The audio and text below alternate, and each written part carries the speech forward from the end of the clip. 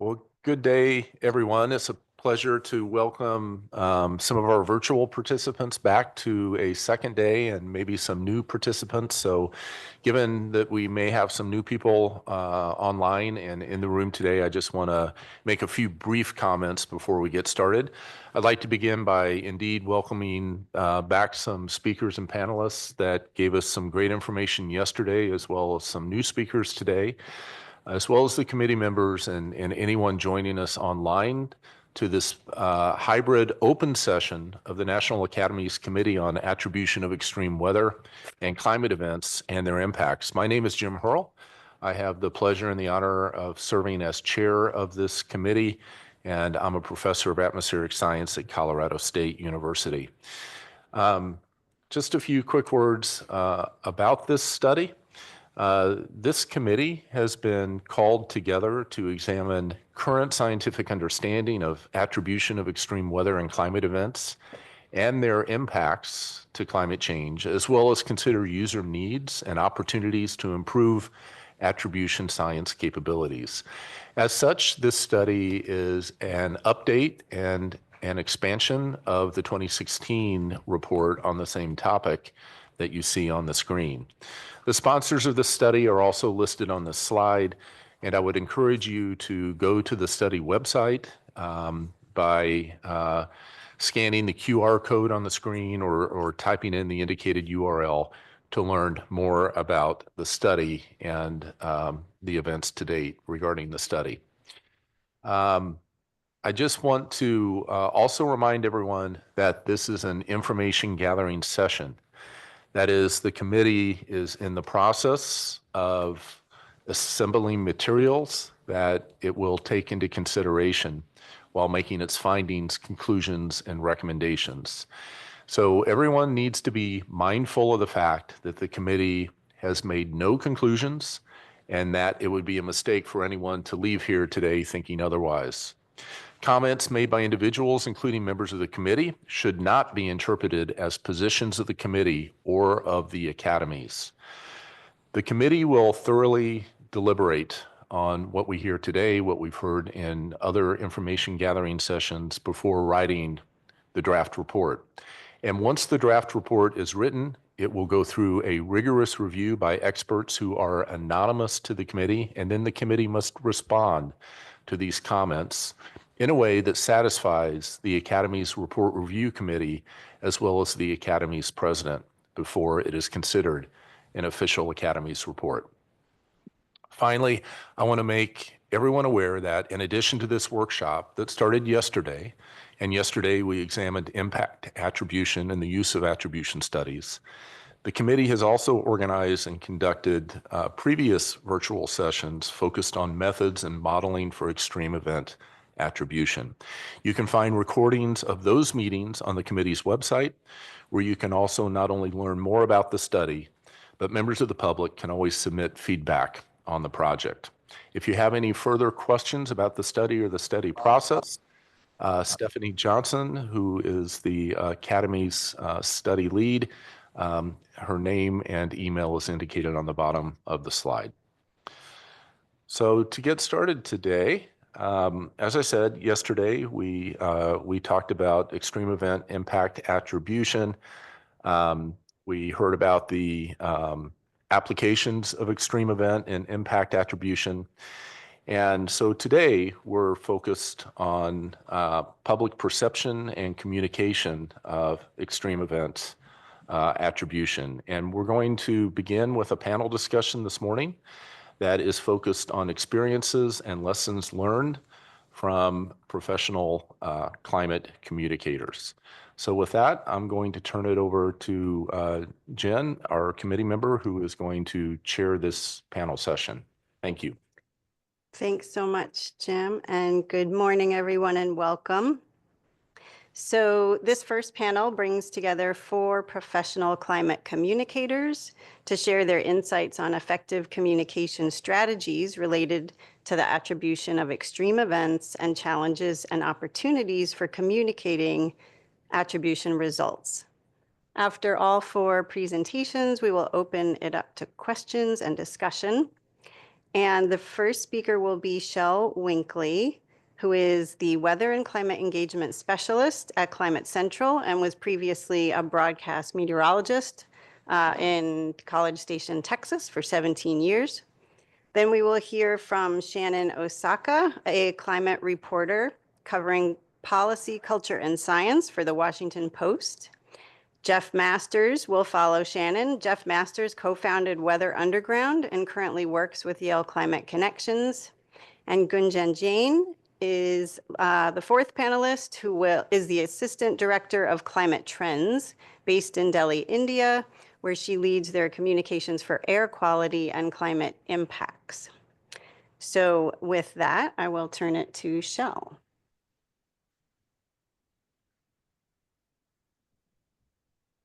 All right, good morning. Howdy, friends. I'm a TV guy, so just yell rap at me and I'll do my best. But if you're a producer who is in my ear, usually, you know that I might blow past that a couple times. I'll stay on time. Yeah, my name's Shel Winkley. I've spent a long time talking about extreme weather just for hours on end to communities. I spent my entire career up till I joined Climate Central in Texas, which, you know, talking about climate change in Texas is tricky sometimes, but we're able to do it and we're able to do it effectively. I had a different quote to start. I'm going to start a little anecdotally. I was mowing the lawn the other day and I was listening to a podcast. It was a collaboration between NPR's Planet Money and Radiolab. And basically the idea was, can the economy grow forever? And what the conversation got into was, do we have the resources to keep up with the demand that we're putting on the earth, that we're taking from the earth? And it was talking about these moments where we swerved, where it looked like we were about to, as a humanity, just use up everything we had and there was no other way. And then we swerved and then we figured out another way.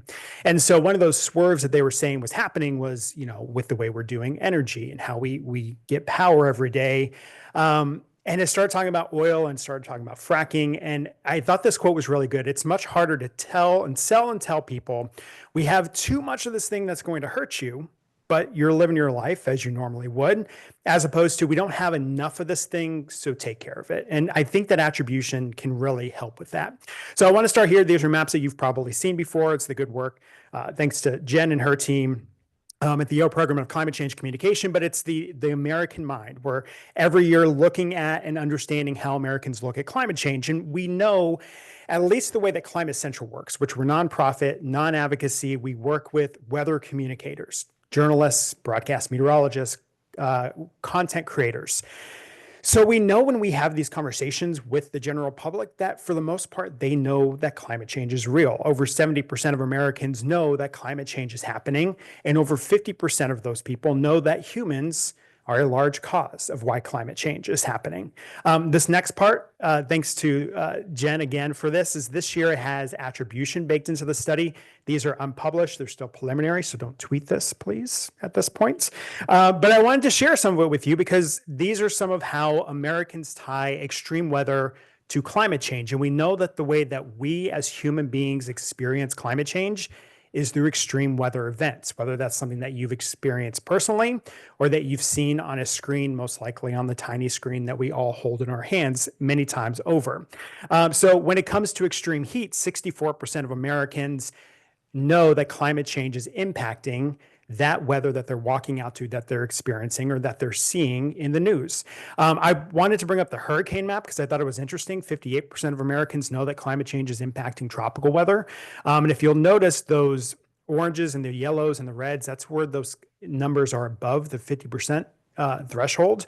And you'll notice a lot of that is along the coast where people experience tropical weather and hurricanes. Where the blue is where that number drops below the 50%. And you'll notice that's places that don't historically get hit by hurricanes, right? So we experience climate change through extreme weather. I think when it comes to how we work with the trusted messengers that get the information out about climate change to help connect, the reason we're doing that is because people want to know why. Why is this thing happening? Why did this big event happen? Why am I being impacted by this weather? And with that, I think that the important thing is that the speed and clarity in which extreme weather event attribution can be done is good, right? It's speedy, it's clear, And it's good enough now that we can put those statements out. Good and timely holds immense value over perfect but late. Perfect but late has its place, but when it comes to human beings and Americans, right? We know that something is happening right now. So if we can make that climate connection now or before the event happens or right after the event happens, we can get that messaging through much easier than saying, hey, remember that event that happened last year? Can you remember that far back? Okay, now we know that it's climate change, right? So good and timely, and the way that we can do this rapid attribution is super helpful. The way that we do at Climate Central, we have tools called the Climate Shift Index. We can do it for air temperature every single day on a scale from 0 to 5. So we know that a temperature, actually, this is the map on your left-hand side for today. And we know that across the South, temperatures there are made anywhere from 3 to 5 times more likely to occur on April 2nd because of climate change. There's a very strong fingerprint of climate change here. And then you can start unpacking that. We know that there's a very high rare risk for severe weather across portions of the Mississippi Valley today. We can use some of this to say, hey, we know that the temperatures supporting some of these thunderstorms are above average, and we know that there's a fingerprint of climate change that comes with that as well. And we can do that with ocean temperatures, sea surface temperatures, and then kind of help understand tropical weather.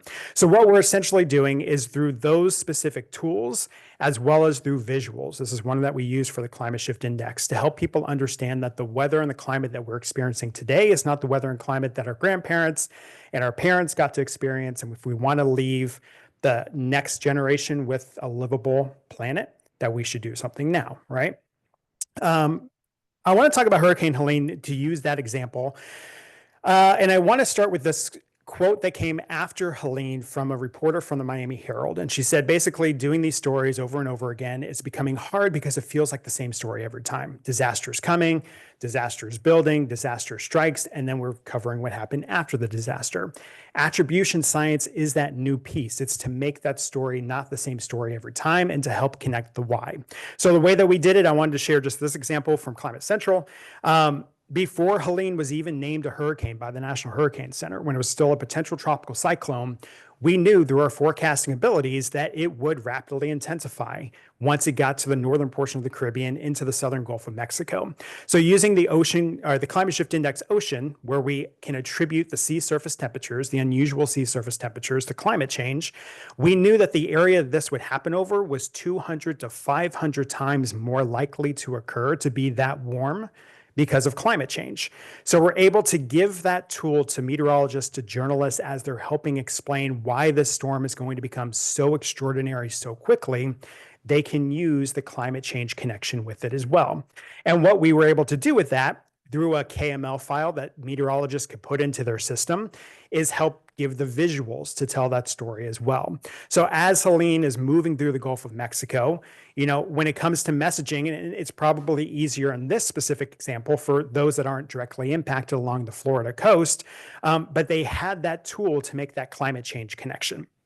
And then eventually, once the storm did its thing, then we can move on to do further attribution. So World Weather Attribution was able to use that tool specifically and all the tools that they have in their belt to be able to say, here's what we know about Helene. We know that the rainfall on the coast and also what happened in the Appalachia region was made more intense and can happen more likely because of climate change. And I think what I heard loudly yesterday is that it's helpful to also know not just about this storm now, but like, what about the future, right? How does this help us to know how to prepare for the future for our communities?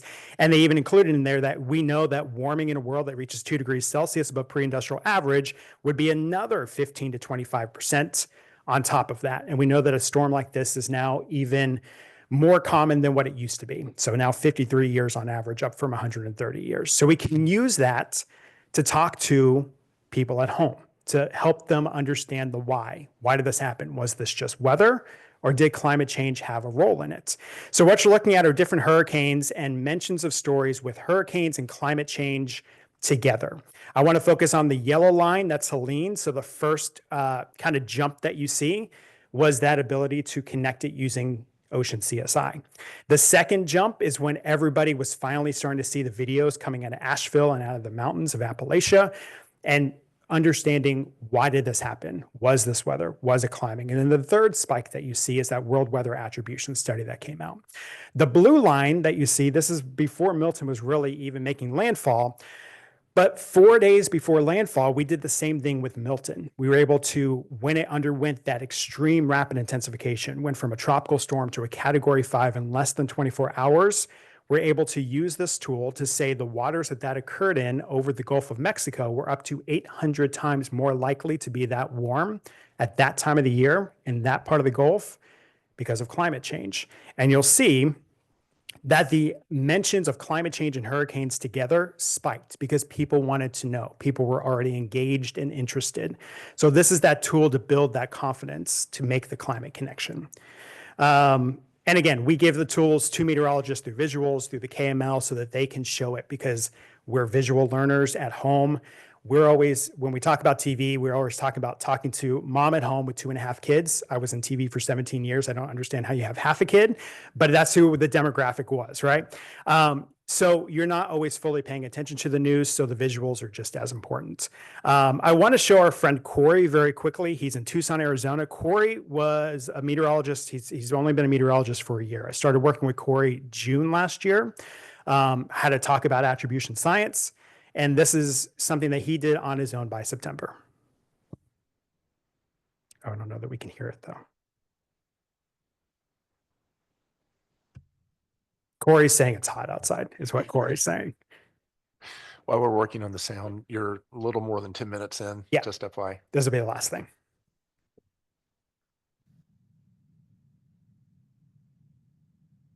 Knows it though, your average high, totally different story here today. I mean, my goodness, it was hot. September 27th, I know it's the day. I don't think Mother Nature knows it though. Your average high in Tucson's 92, average high in Phoenix is 97. It got up to 108 in Tucson. 113 in Phoenix. Tough to believe the numbers that we are seeing. And it's important, right, to not just cry climate change every time something happens. You want to attribute it scientifically, and that's what the Climate Shift Index does.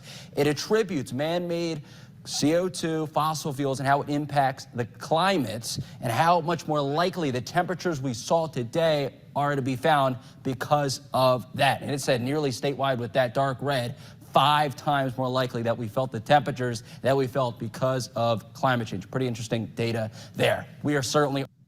What I love what Corey did was that he was able to take a temperature that's being felt in early fall when summertime heat should be done. He's telling you why it's abnormal. He's telling you the cause of climate change. He's telling you that this is scientifically proven, backed data that he's showing you. And he's telling you that it's 5 times more likely. It's almost virtually impossible without a fingerprint of climate change. He's helping to make it aware and help people break down and understand when they walk outside and it still feels like the very middle of summer when they should be wearing their boots with the fur and grabbing their pumpkin spice lattes, why it feels that way. So I'll leave you with this. I think the biggest thing that attribution science does, the work that's being done here, it builds that confidence for weather communicators to report on climate change, to make the connection when they maybe weren't going to be confident enough to make that connection prior. It's the education, it's the communication, and it's the tools that we give them to make those connections so that we can reach the general public. I never want to walk away without leaving you with something, so that QR code has more about the Climate Shift Index and lets you play with the maps as well if you haven't seen them as well. So appreciate your time, and I look forward to the questions. Thank you so much, Shel, for those compelling visuals, amazing example of translating very complex science into understandable ideas. So now I would like to pass it to Shannon Osaka. Hi, everyone. I'm Shannon Osaka. I'm a climate reporter at the Washington Post. And I have both covered extreme events as a journalist and also researched extreme event attribution and climate change as a social scientist. So I'm going to sort of talk about both of those things a little bit today. And then to advance my slides, should I just tell you all to advance them? Yes. Okay, perfect. Thanks. Okay, yeah, so I'm going to talk through a little bit of the history of how journalists have portrayed extreme events and climate change, how it's changed over the last 10 to 15 years. and a little bit about where we are now, at least in the kind of legacy media written journalism space. So let's go to the next slide. So, and actually one more. And so we have the media's role in communicating climate change. And I think everyone here knows that we are no longer thinking about kind of the simple deficit model of communication where, experts speak to the public through often journalists or the media, and society sort of passively receives the information. One more click. And we are more in a place where we have this very complex system of science and the media and the public, policymakers and social media, and overlaid onto that all, one more click, sorry, is a set of different frames. And so I'm going to talk a little bit about how extreme event attribution has been framed in journalism. And I just want to caveat at the start, I'm again talking mostly about written legacy media, not so much about the TV side or radio side, just because that's not my expertise. So let's go to the next slide. So I think that there have been kind of three main phases of how climate journalism has communicated the connection between extreme weather and climate change. Phase one, I think many people will remember this, which is the sort of no individual weather event can be linked to climate change phase. Phase two was sort of EEA was seen as like very new, cutting edge science, but there was a lot of caveating, a lot of uncertainty. And then I'm going to argue that we're now in phase three, where extreme event attribution is very widely reported, but some readers are a little bit disengaged from it. So let's go to the next slide, and I'll talk about each of these in turn.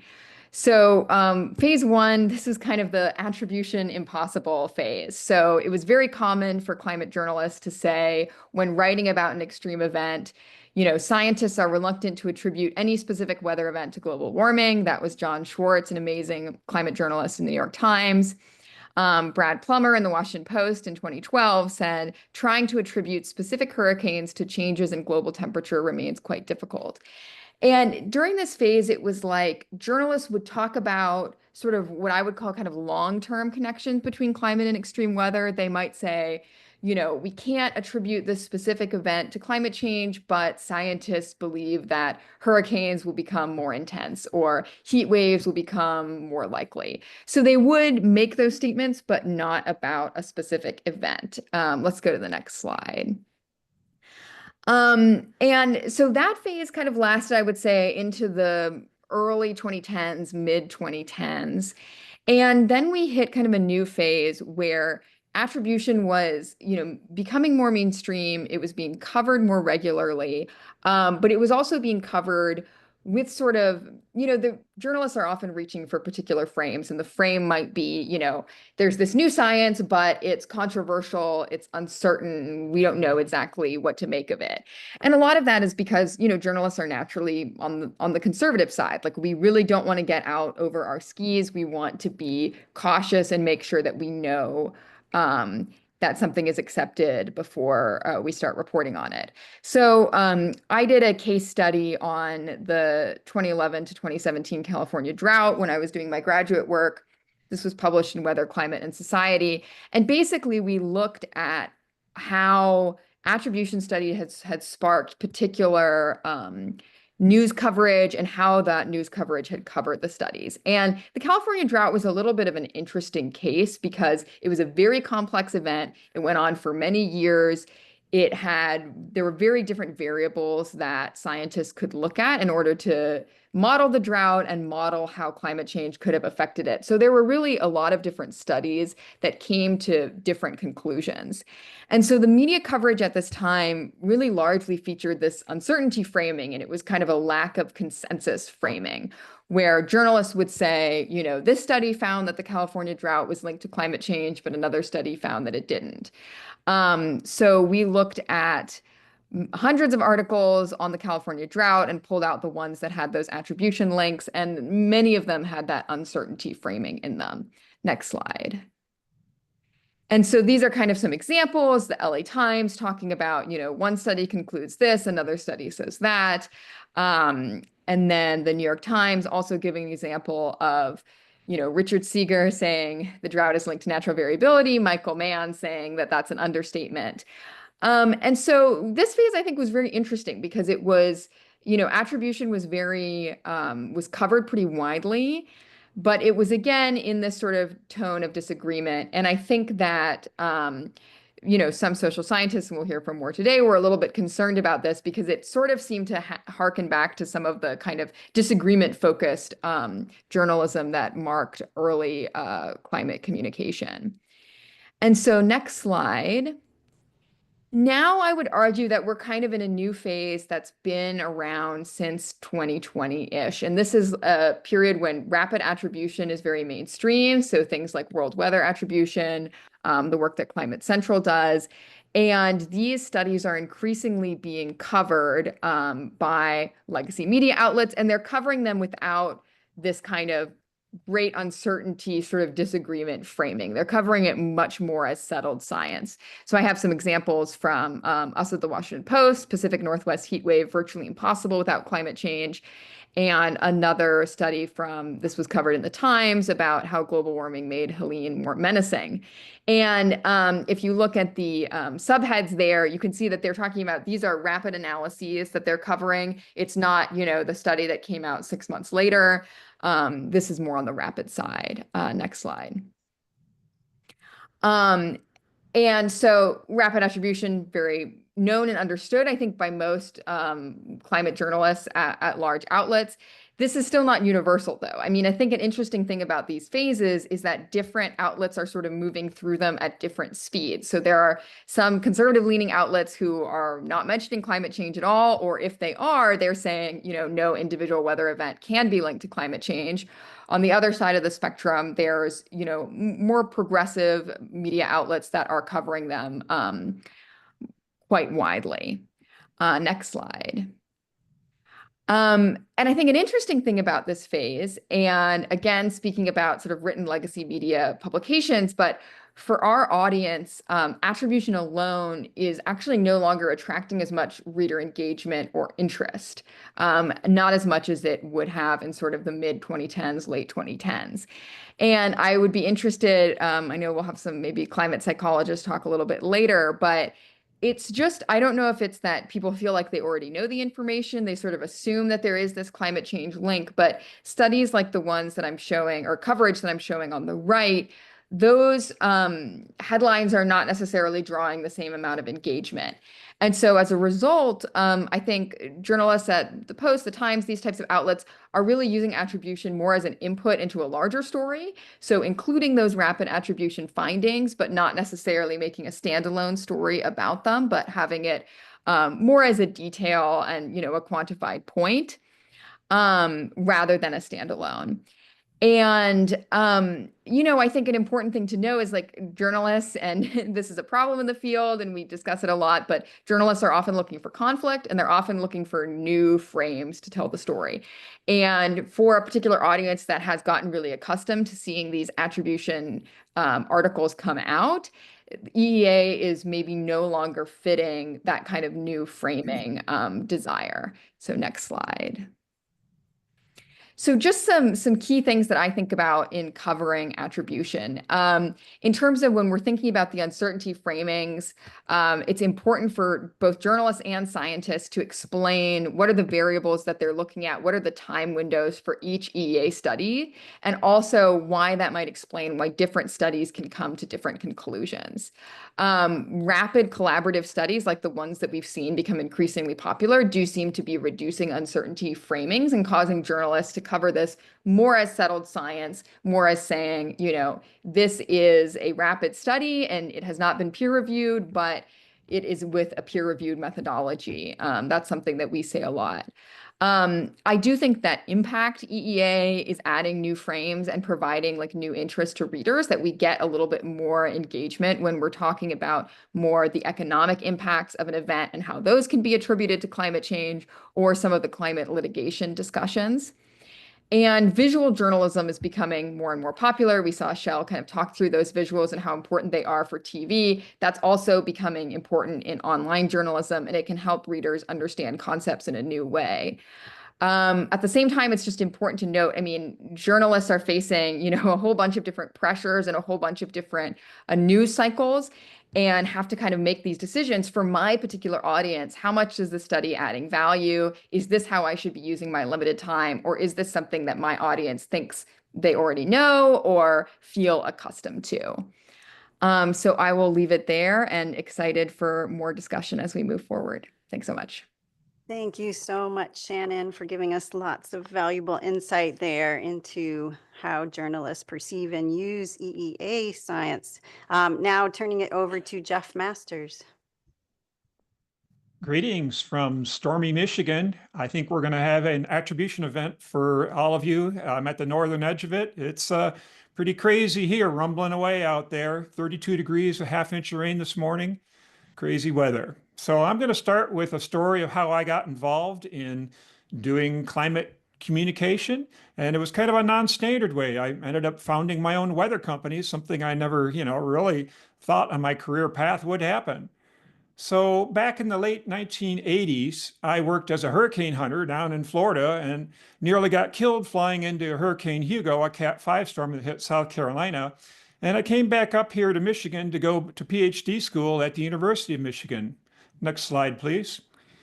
And while I was in the graduate department there, I learned that we had this cool thing called the internet. This was back in 1991. I'd heard about it, but didn't know much about it. And we actually had a satellite dish on our roof that we used to collect weather data.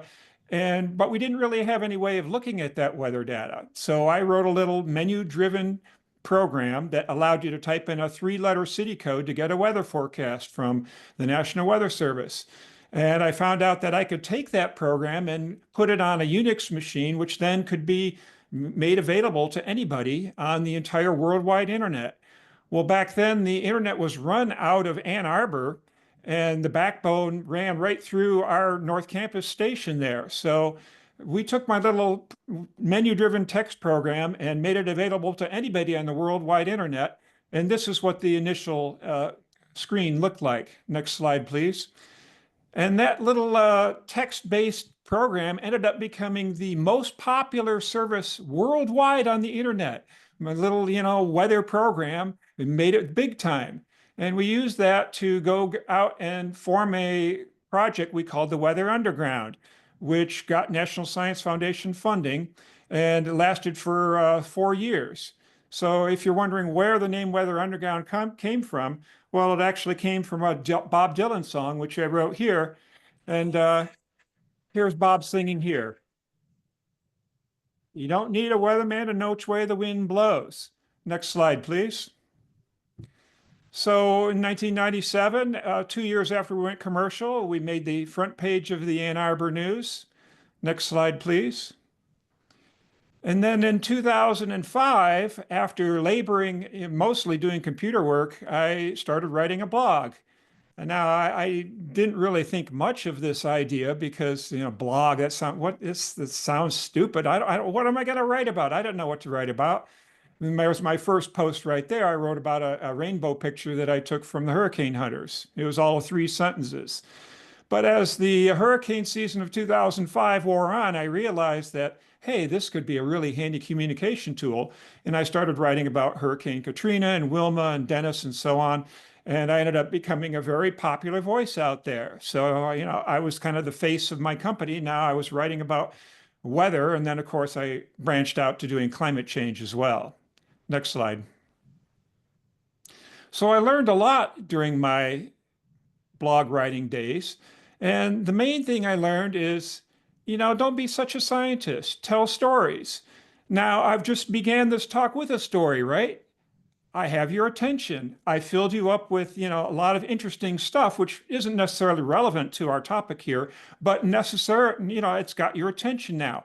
Now that I've got your attention, I can fill you up with all the information that maybe you wouldn't have been so receptive to beforehand.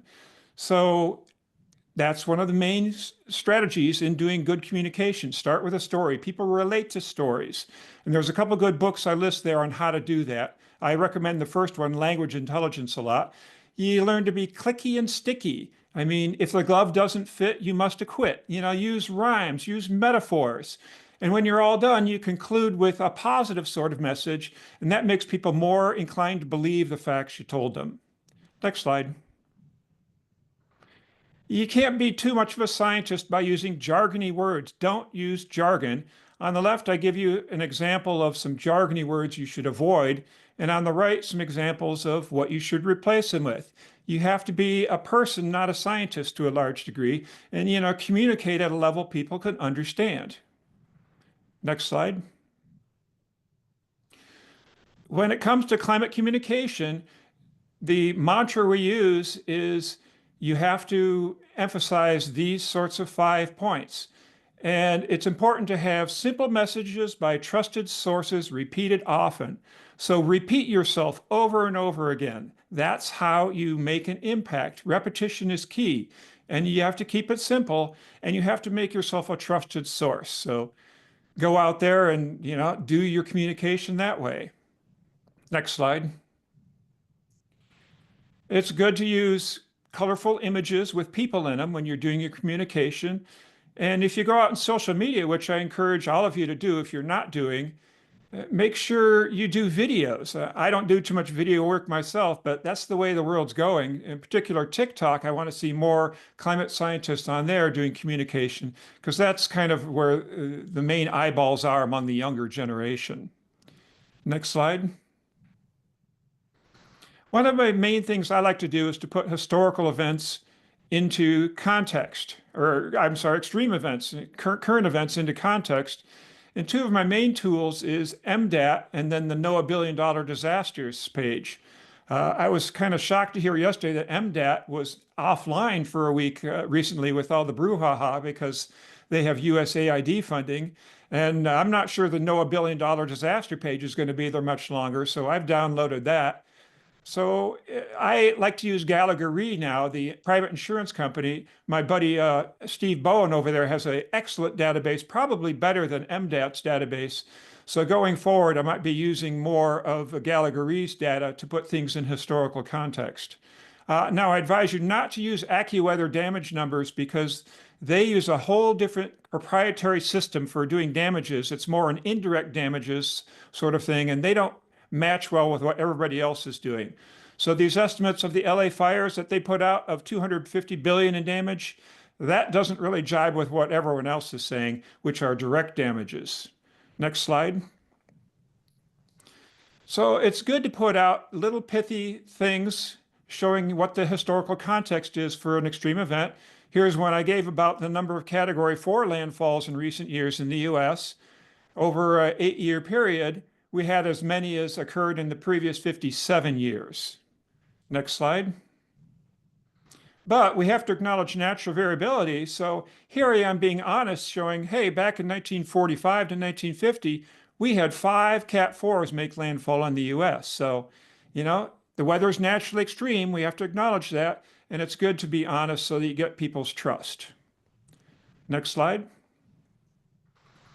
So here's a list of the costliest disasters worldwide the last 45 years. It was killing me during the LA fires recently to hear people frame that saying, well, it's the costliest wildfire in LA history.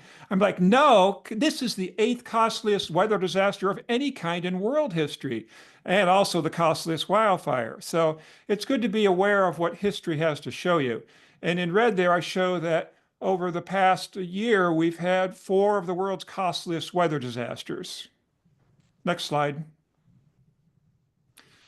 Now, it's good to fight back against climate denial. Here's a plot by our current Secretary of Energy from his CEO fracking days, showing that, hey, global deaths have been declining due to weather disasters.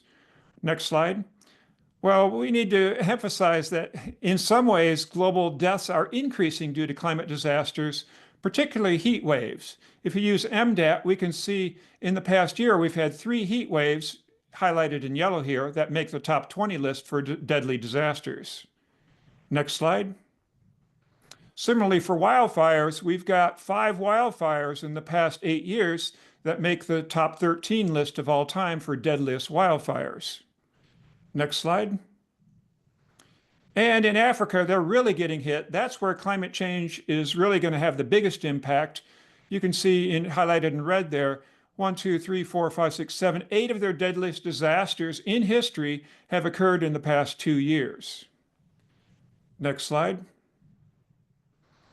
So here's a example of effective communication by the World Weather Attribution Group, summing it all up, putting things in historical context. They did a great job here. The 10 deadliest extreme weather events of the past 20 years, all put right there, and showing that all of these were climate change influenced to some degree. Next slide. I also want to shout out to Climate Central. They do great work. Their real-time tools for doing the climate shift are essential to my work, where I can immediately say, hey, we don't have an attribution study, but hey, the warm temperatures were due to climate change to some degree. Next slide. One of my biggest challenges is how we attribute not just what temperatures are doing, but the jet stream behaviors. Dynamics are contributing to extremes, and I really don't have a good way to communicate, hey, the jet stream is getting stuck in place more often, contributing to these extremes, and scientists are attributing that to climate change. It's a tough communication problem, and we are definitely understating what climate change is doing to extreme events, but our hands are tied to some degree in doing the attribution work because jet stream is just really hard to quantify. Next slide. Now here's another of my attempts to do just that, showing the north-south wind speed globally and how it's extreme when you have a stuck-in-place pattern doing heat waves in one place and maybe severe rainstorms in another place. Next slide. And we need to do some more research to understand, when we do put out these extreme event attributions, is it doing any good? Well, here's an article showing that political party, attention is not really influenced by this so much. Next slide. Finally, I want to say our field is going to be under attack. Climate science attribution is going to be one of the most targeted branches of climate science coming up in the next few years, because it directly impacts the profits of the richest and most powerful industry in world history, the fossil fuel industry. So you have to go out there and communicate safely. And I'm a board member of the Climate Science Legal Defense Fund, and they have some great resources out there on how to communicate safely. In particular, you can learn how to be an expert witness. You can learn how to do activism and advocacy safely, how to do government rulemaking, and your First Amendment rights. If you're going to go out there and be an advocate for political change and you're a climate scientist, you better know what you're doing. And they've got some great resources up there that you can consult to make yourself safe. So be safe. And if you do get under attack, you can go to their lawyers and get some help. And we've quadrupled our workload this year compared to 4 years ago, and you can understand why. Please donate. We can need all the donations we get. So that's it. Next slide, you sum it up here, and I'll turn it back over.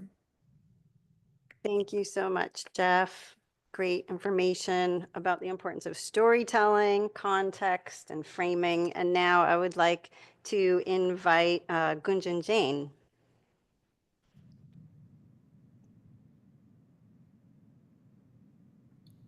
Thank you so much. And always the burden of being the last person that you have to sound intelligent after everybody has said all the intelligent things.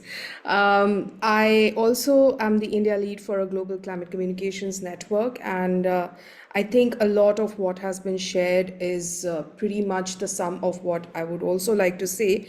But maybe what I can do is place it in the context of the global south, because I'm based in New Delhi. Next slide, please. This bit of survey study which Yale had done for India, I think in 2018, always this nuance always caught my attention. A lot of Indians, they could understand terms like pollution, heat, nature, climate. There are percentages there. But when asked about the scientific understanding of climate change, global warming, almost a quarter did not know about it. But what's important is that when people were explained about what global warming is and what are the impacts, there were no denial. And I think that little bit of nuance, where when in contrast the US public, where the response was very rare, that they did not know what global warming was, there were a lot of naysayers. And I think the entire stark difference when we're talking about building the narrative from here, it's about the climate denial, because in countries like India, the extreme weather has been a lived experience for many decades. And while the scientific understanding and the scientific knowledge might not be there amongst communities, but the understanding and the recognition of how weather patterns are changing on a day-to-day basis, that is very much there. For a country where 40% of our workforce is employed in agriculture, they are seeing the day-to-day changes happening in their lived environment, in the natural environment and ecosystem, and that's a huge kind of a starting point to talk about climate attribution. Next slide, please. We did a social listening study, and since I was also invited to kind of represent somewhat of the global South, this was a study we did on climate stories in the media in 9 ASEAN and SAARC countries. That's the South Asian Association for Regional Cooperation and the Association for Southeast Asian Nations. And as you can see, I've just pulled out the major kind of talking points. Of course, I mean, being the size of the country, India had the biggest number of media hits. Since this was an online search which was done, a lot of it might also be irrelevant, but nevertheless, there's still a huge quantity of which would, of course, make it an outlier. But if we look at the broad kind of trends that are coming through, there is a huge lack of intersectional thinking in the quality of articles that are coming. And I think that's something which needs to be looked at, because when we are talking about solutions and when we are talking about using climate attribution studies for action towards mitigation and adaptation, that's where the interlinkages and the intersectionality is often missing when in media reportage. Also, the links between climate change and natural disasters were more muted in ASEAN countries, 6 of the ASEAN countries that we analyzed. And there's also a tendency to focus on the big events, but the discussions are often lost after that. So that consistency to explore and follow up on that story is somewhat missing, and there is an opportunity to work on storytelling on this. Next slide, please. These are just some key findings in the SAARC region. India, like I said earlier, it was a big outlier. Pakistan and Bangladesh, interestingly, had a lot more stories on adaptation. And I think considering the impacts that the two countries have faced, clearly that is the priority. India, interestingly, had a lot more, and I think the only country in the 9 countries which where the coverage focused a lot more on solutions for both mitigation and adaptation. So a much more positive tonality. And that is possibly also coming from the fact that there is a very positive take, or there is at least a stand on shifting towards renewable energy and investing in adaptation, investing in mitigation. And I think somewhere that sort of push that is coming from the top in terms of policy circles is reflecting in the storytelling on climate. Bangladesh and Pakistan media were among the most conscious when it came to climate attribution for natural disasters, and also the region tended to be it focused more on how to prevent the disasters than the ASEAN counterparts. Next slide, please. Malaysia and Singapore, because their media has a lot more international focus, I think the local issues did not get discussed as much. Hurricane Julian, which was one of the biggest which hit the country, coincidentally, after it was not the most searched story, it was not the top story, and somewhere that is also because of possibly That's an assumption that possibly it's because of maybe somewhat of climate fatigue, and also because the media has a lot more priorities, and there isn't that much space to delve into. Terms like El Nino, La Nina, they loomed a lot in the region. Countries like Vietnam and Thailand, which are very focused on agricultural priorities, of course, their storytelling focused a lot more on how climate change is impacting the region. There is, I think, the big, large events. They got a lot of attention, like I shared earlier, instead of really following up throughout. Next slide, please. I don't think I need to get into this. You've spent 2 days on understanding, and we are in a room full of climate scientists here. But next slide, please. Right. I think just to sum up what some of the discussions that were happening, it was very interesting to hear what my colleague Shannon Osaka was talking about, the timelines that she was giving. And I think in countries, at least for India, when I can speak with a little more confidence, is the attribution understanding has started coming in the last 7 to 8 years. I think the IPCC, the way that the 1.5 report landed, and after the 2015 Paris Agreement, the climate communications became much more understood. The urgency for climate change became much more received in mainstream media, in mainstream channels, and also in bringing in a wider net of stakeholders who would talk about this. Definitely, I think there is a lot of, when we are talking about climate communication, there is a need to present the risk along with solutions. And I think that has been spoken earlier as well. If we can go to the next slide, please. Thank you.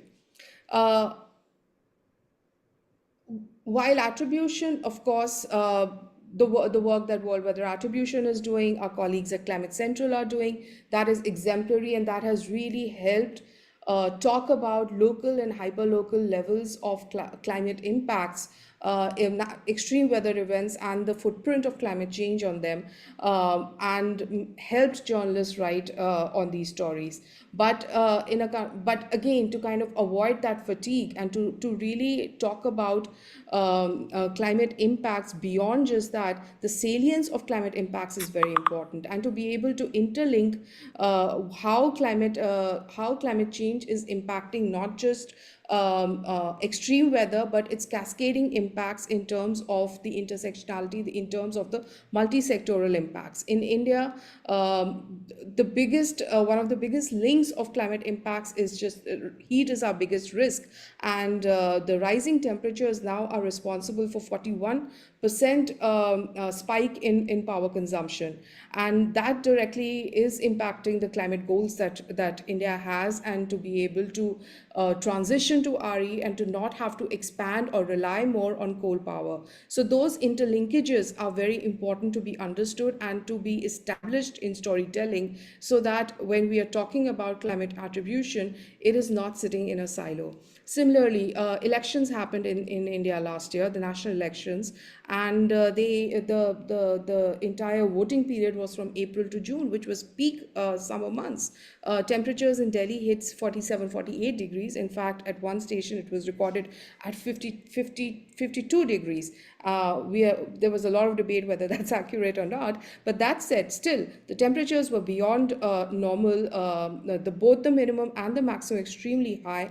And to hold election rallies, campaigning, etc. in that summer led to a lot of debate whether elections, state elections or national elections need to be held in these months or not. So climate change is shifting the biggest democratic exercise in the world, which is the Indian election process. Similarly, the kind of impacts that it has on agriculture, food systems. In 2022, when India experienced the worst heat waves, other than the energy crisis, it affected our wheat production. and which meant that India put a ban on wheat, which was a year which was extreme crisis, because that's when the Russia-Ukraine war happened, and the world was already witnessing food insecurity. So these are the kind of cascading impacts where the attribution of climate change becomes extremely relevant to put the context and to put the urgency of climate change in policy for policymakers and contextualize it. Similarly, of course, I mean, I can go on talking about there are like so many stories that we did. Climate Central did a study for us to talk about how temperatures during the season of Holi in India, which is a season of colors, that has gone up. Spring is missing in the country now. From January's winter temperatures, in February we suddenly shoot up to temperatures which are close to what we experience in April. Which we used to experience in April. Next slide, please. Relevance of localization, I think everybody has touched upon it, and I mentioned it earlier as well. But especially for living in a country like India, where there is so much diversity in terms of geography, in terms of culture, in terms of language and geographical ecosystems, etc. It is very, very important to explain and to tailor those communications for the cultural and the sort of the local context and vulnerabilities. Communicating in local languages. This is a huge challenge, because climate change is a new phenomena. A lot of old languages, the ones that we have in countries like India, they do not have the terminology, the vocabulary to talk about climate change, to explain that. When we talk about attribution, I don't think I know the word even in Hindi, which is my native language, how to kind of explain attribution in Hindi to somebody else. Which means that when I'm talking to political leaders and I'm trying to explain to them that they need to talk more about climate risks and how they are going to be working towards it, they are hesitant in communicating that, because if their constituency will not understand in their local language, then they cannot communicate that, which means that there is a barrier for communicating climate at the most basic level, which is language. And there is a huge need to simplify. Could you try to wrap up in the next minute or so, please? Yes, I'm almost done. So moving on, anecdotal evidence, especially in countries like India, South Asia, where there is ample anecdotal evidence, that also needs to be taken into consideration as it helps explain to communities, utilizing multiple communication platforms, and of course, I think just bringing in a lot more stakeholders to understand what the local relevance of these issues is and how to address them. Next slide, please. I think everybody has talked about it, but just to reiterate that solutions when we are talking about event attribution are very important, because just talking about the footprint of climate change on extreme weather, be it just the seasonal rainfall systems, be it the changing seasons, the way we are experiencing in India, or what Shell was sharing earlier for Phoenix, etc. I think those are all situations which the audience, which readers, which various stakeholders, be it in finance, policy, corporates, they do not know what to do with that information beyond being able to understand it as a risk. So providing solutions and talking and adding that attribution science with solutions is extremely important. We can address it through the levers of decarbonization, how attribution forecasting, these studies can help preparedness and resilience building in systems, in infrastructure, in governance, how it can provide countries to take on climate leadership. I think all of these are ways to ensure that when we are talking about event attribution, it does not remain in a silo, and it is becoming part of the larger narrative. I think that was all on me. Thank you. Thank you so much, Gunjan, and thank you so much to all of our panelists. We do have some questions, and I encourage you, the audience, to add more questions. But I want to start by with one question for Shell, but I think the whole panel will be interested to add to this.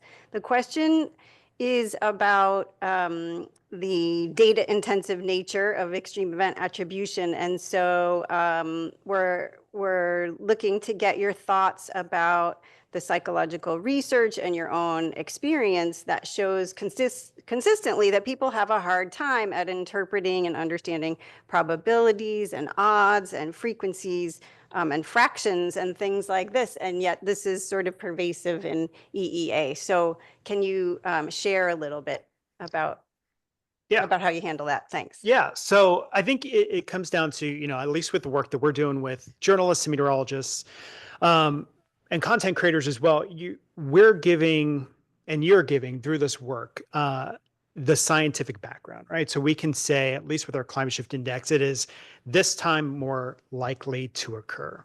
So, and again, remember, at least if you're looking at broadcast news, like who are you talking to? You're talking to a mom who might be listening to the news, but then also at the same time packing lunches, making sure that the shoes are on the right feet, that everybody's getting out the door with what they need. So when we're telling these stories, people may not be paying attention fully, right?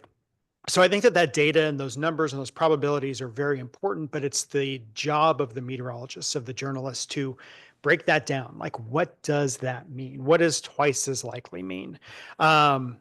And then, so with the climate shift index specifically, we have language to go with it. You know, we know that a 3 times more likely temperature has a dominant fingerprint of climate change that goes with it. So again, what does that mean, right? That's where you get the chance to tell the story around the heat. You bring in the family that might be struggling to run the air conditioning and stay cool and stay healthy versus keeping that roof over their head, or, you know, keeping food on the table. So how do you take that data and then turn it into the story that we all care about? And then I'll just end with this. I think, you know, going back to just simply weather, when we talk about severe thunderstorm warnings, right? Those National Weather Service will say winds to this and hail up to the size of 1 inch. Well, what does 1 inch mean? Like, what does that mean? So it's better to say it as hail up to the size of a quarter, or hail up to the size of a baseball. So taking that very scientific thing that we know hail can damage at 1 inch or larger, and then giving you something tangible to do with that. And I think we also touched on it with the solutions aspect of it as well. So tell me the science, tell me how we know that climate change is linked, and then tell me what I need to do with that science so that I can take that out into the world and plan my life better, or help to make my community better with it as well. Thank you so much. Does anyone else want to chime in on this part about numbers and data? Sure, Jeff. I wonder, the bell-shaped curve that we like to show, and it's shifting over, and then the, you know, extreme tail having a bigger area. Is that something people understand? I mean, it looks sciencey. It's probably okay to use, but I suspect, I don't know if it might be worth doing some research to see how well that graph is understood. It's a great point. I think we saw a lot of compelling visuals today, and certainly this is more than a story about numbers and data, and we're trying to humanize it, but the visuals are a key component. We have a question here from Chris. I'd like to invite you, Chris, to ask your question. Thank you. I've got a 2-part question. First of all, really appreciate the presentations. They were excellent. The first just builds off the last presentation, that there is not an ongoing discussion of what does someone do with the fact that an event is attributable to climate change at the household level. How does it matter to them? And it does matter for policy, but from a personal level, it's hot today, or it's raining a lot today. Coupled with that, though, is a real challenge from the early warning system side, which is how to get people to understand that, yes, you've lived through floods, you've lived through heat waves. This one is much worse. And trying to use some of the information from what you're doing in that attribution to say, it's this much hotter, there's this much more rainfall. And to help get a sense then at the personal level of, I do have to do something different. It's not just the regular heat wave. This is extraordinary, and I do need to go look at what my local authority says about what I should take action on, for example. I'm not sure there was much of a question, but do with it what you will. I think that's important because it talks a little bit about, Shannon, what you were saying, how people have come kind of numb or it's been normalized now, but that's true only for certain audiences, right? So curious to hear your thoughts or any comments on Chris's point. Gunjan, you can go first. Thank you. No, I completely agree, and I think in our experience, it's always been more useful to talk about event attribution from the lens of how it's impacting certain systems. There is a change in rainfall patterns, but if analyzing that along with what's the spatial distribution and what is the quantity of rainfall that's happening and how that is going to be impacting agriculture, that becomes then not just an event attribution, but it becomes something which is usable for the local public. Similarly, I think that there would be a lot of, for example, temperatures are rising in the Himalayas and what sort of implications they have on the horticulture sector in the region. While just saying that much temperature has risen and the snow line is receding and it's going higher up in the altitudes, that is a scientific point. But kind of in our experience, when we've tried to link it with how that's impacting people living in that region through various sectors, that becomes relevant in terms of storytelling. Yeah, I can hop in also. I think it's interesting. I mean, I studied a lot of attribution before becoming a journalist and have done a lot of on-the-ground reporting, especially in heat wave scenarios. So I've done on-the-ground reporting in Phoenix during one of the really long, crazy heat waves that they had there. And then most recently in Houston after Hurricane Beryl, where there was a combination sort of heat wave, power outage situation. And I think, I mean, one thing from that on-the-ground reporting is like, when people are in crisis in the midst of the weather event, they are not particularly interested in learning about the climate change link. I mean, they're thinking about who are their very local decision makers who can help them get aid, get support, get the power back on, and how can they get what they need, and thinking more about the accountability side of whether their local policymakers are taking care of them. I think that at more distance and people who are not immediately, so people who are less, maybe more middle income, a little bit more insulated from the weather event, they are thinking more about the climate change aspect of it than people who are actively in crisis and trying to sort things out. Yeah, and there may just be a physical distance component to that as well, right? People in adjacent counties and adjacent states, even nationwide, looking at what's happening, we learn that way. We learn by watching others and seeing what's happening. So let me ask, there's a popular question here from David Ferranda. Thank you, first of all, for all your presentations. The question is, how can we go beyond the evidence that climate change is influencing extreme events and really convey a positive message that not everything is lost, actions are still possible to reduce the effects of climate change? Do you think this is an important aspect?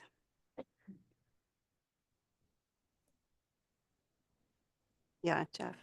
There's social science research that shows if you end your spiel with a positive message, people are more likely to believe the facts you just presented them. So it is very important to end with a positive message. And that's not my forte. I mean, I'm, Mr. Doom and Gloom. I want to talk about, this disaster and where it fits in history. It's hard to do, but yeah, to whatever extent you can give a positive message at the end, that's important. Just to add to that too, we were talking about this at breakfast this morning, actually, but it is important when we talk with journalists, usually the last question is, okay, so what can we do? Or like, how do we solve this, right? Or what's the solution to this? It is really hard. Like a lot of the news that comes out when it comes to climate change is going to be, hey, this was made worse, or this could happen more likely, right? So that's a lot of negative that's being fed into you as a news consumer. But it is good to give you something to do, to go outside and say, okay, this worries me a lot, but I can do this little thing. And I think the little additive there is, it does matter. Like it is a really big problem, but that little action that you do does matter and can matter. And even though it maybe doesn't feel that way, maybe you decide to plant some native plants in your yard to kind of bring down the heat right around your house. But then your neighbor down the street also says, hey, that's really cool. That looks really good. I want to do that too, right? So those little actions matter. And I think that it's really important as we give this information to remind people that it, even as one human being on this very large planet, that's still important as well, and give them that ability to do something with the information that they have. Yeah, there's also social science that says that when you take an action to address a problem, you become happier. So Joyce, Kumatai. I had a question that I really wanted to sort of get the thoughts of the communicators, the panelists. Very interesting presentations and thoughts from the panelists. I just wanted to hear from them how they communicate uncertainty. So just to give an example is that, so for example, in many attribution approaches, you would be looking at sort of analyzing different data sources. So you could look at observations, you look at models, and then at the end of the day, you want to synthesize that information to have an attribution statement. So you want to have a statement that says, this event was made this much likely by climate change, or is becoming this frequent, or we're seeing 1 in 100-year event. So you sort of want that statement that you sort of can convey the general message that comes out of that study. But in some cases, it's not as straightforward as that. So you would, for example, look at observations and you're seeing clear, maybe increasing trends due to the warming of the planet, depending on what methods you use. But then you could get a slightly different story when you look at the models. And it could be that just because the models are not doing the right job or they're not fit for purpose in that particular maybe region or for that particular event you're looking at, depending on what characteristics of that event you've looked at and what sort of the framing of the event, how you frame the event or how you've defined the event. So models can struggle depending on a number of things, but just because of the physics, they're not getting the physics right, they're not able to simulate the event. So in such a case, you find that you are having either conflicting or contradictory sort of findings from the models or even some models. So maybe models that are relatively high resolution could give you a different output a result from models that are relatively coarse resolution. So it means they couldn't understand, simulate the event. And then maybe you have the observations giving you a statement that, or a finding that could convey that you are seeing a trend or increasing trend. So it's not attributable because you've not used the models to actually ascertain that it's climate change. So anyway, in that case, when you synthesize the findings, you could have to caveat it with a number of, you caveat it to say that it's uncertain in a number of ways. So I think my question is just to ask, how would you communicate that? And how have you faced sort of that? How have you confronted that in your communication as a science communicator? Yeah. Thank you for that question. This relates also a little bit to a point that was made yesterday about the language of high uncertainty. We're likely, we have sort of a high level of certainty, or it's highly unlikely. How do these sort of phrases hit? How do we convey this uncertainty and stay true and transparent to the science? How do you communicate that effectively? Anyone want to dig in? Jeff? Yeah, I mean, it's good to be honest. I mean, the IPCC is considered the gold standard of communication of science, and it's such a limited document in so many ways because, it is so conservative. I like to be honest a lot of times. I'll say, well, you know, we're still in the early stages of understanding how we can attribute climate events to human caused effects. And just expressing in some formats, it might be appropriate to express your frustration as a climate scientist with being able to, you know, say what's going on. We still have a tremendous lack of knowledge about what's happening. So just expressing that frustration, saying we don't really know what climate change is doing fully. This is probably an underestimate. I mean, emphasizing that our efforts are an underestimate of what climate change is doing is probably pretty important because, for instance, we don't know what the dynamics are doing. The jet stream behavior is going crazy. I think climate change is kicking our butts far more than we can express scientifically. So, you know, I think you get people's sympathy when you can say, you know, in simple words like that, you know, I've been a meteorologist 45 years, which I have been, and I'm seeing crazy stuff I've never seen before. Climate, I'm sure part of that is due to climate change and it's kicking our butts. So on a personal level, you can kind of communicate to people the frustration we feel as scientists on the one hand, and then people on the other hand, that this is a big deal. It's impacting us so severely and it's really going to accelerate. So, you know, be a person in some regards is effective, I think. Yeah, oh sorry. I agree with what Jeff is saying. I think that, you know, Joyce, what you're talking through, I think that it can be communicated just as you're saying. You know, you can communicate, look, we see a really clear trend in the observations. However, the models show more of a question mark, and that could be because the models don't simulate this thing well. It could be that they're not high resolution enough. I think you can include all of that in a story, you know, pretty concisely. But I think it's important to be realistic about what the reader, in my case, what the reader is getting from that.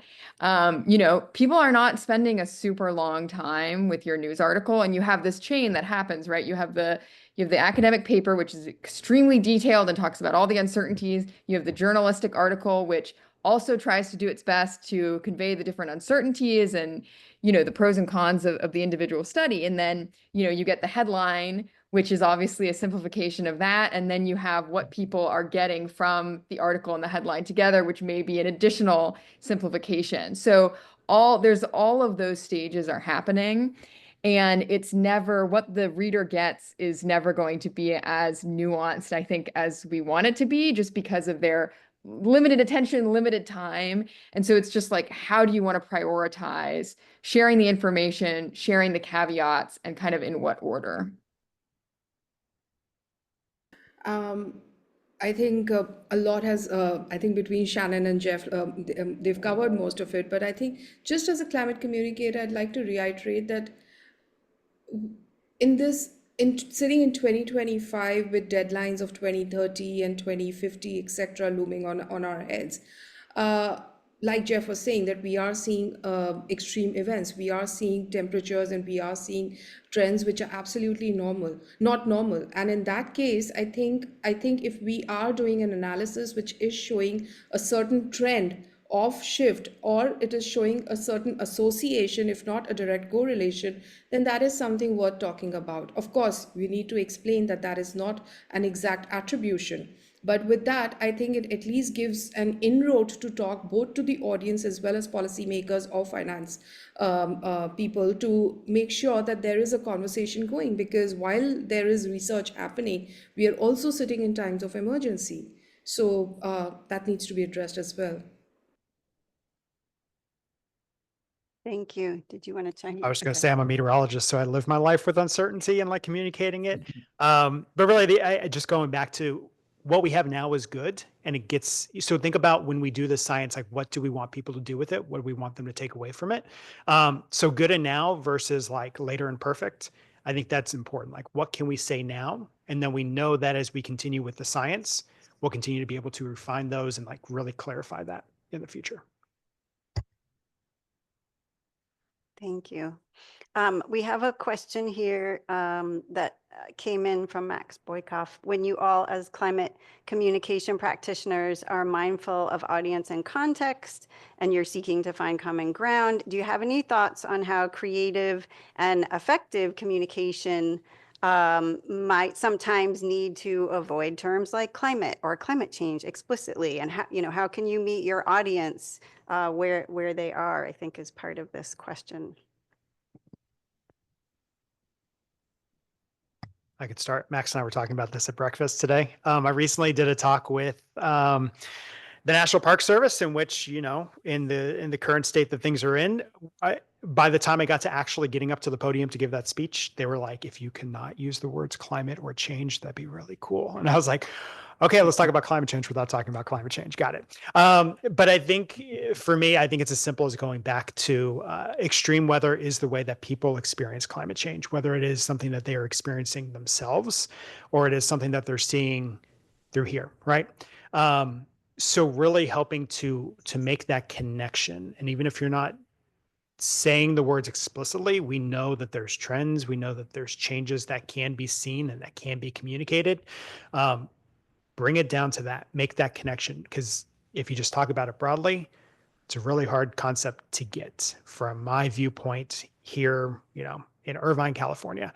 But if I can show you how those long-term trends are impacting this weather or this scene that you are seeing and make that bridge and that connection, even if you have to be creative in the way that we talk about it, I think that there's still immense value with that as well.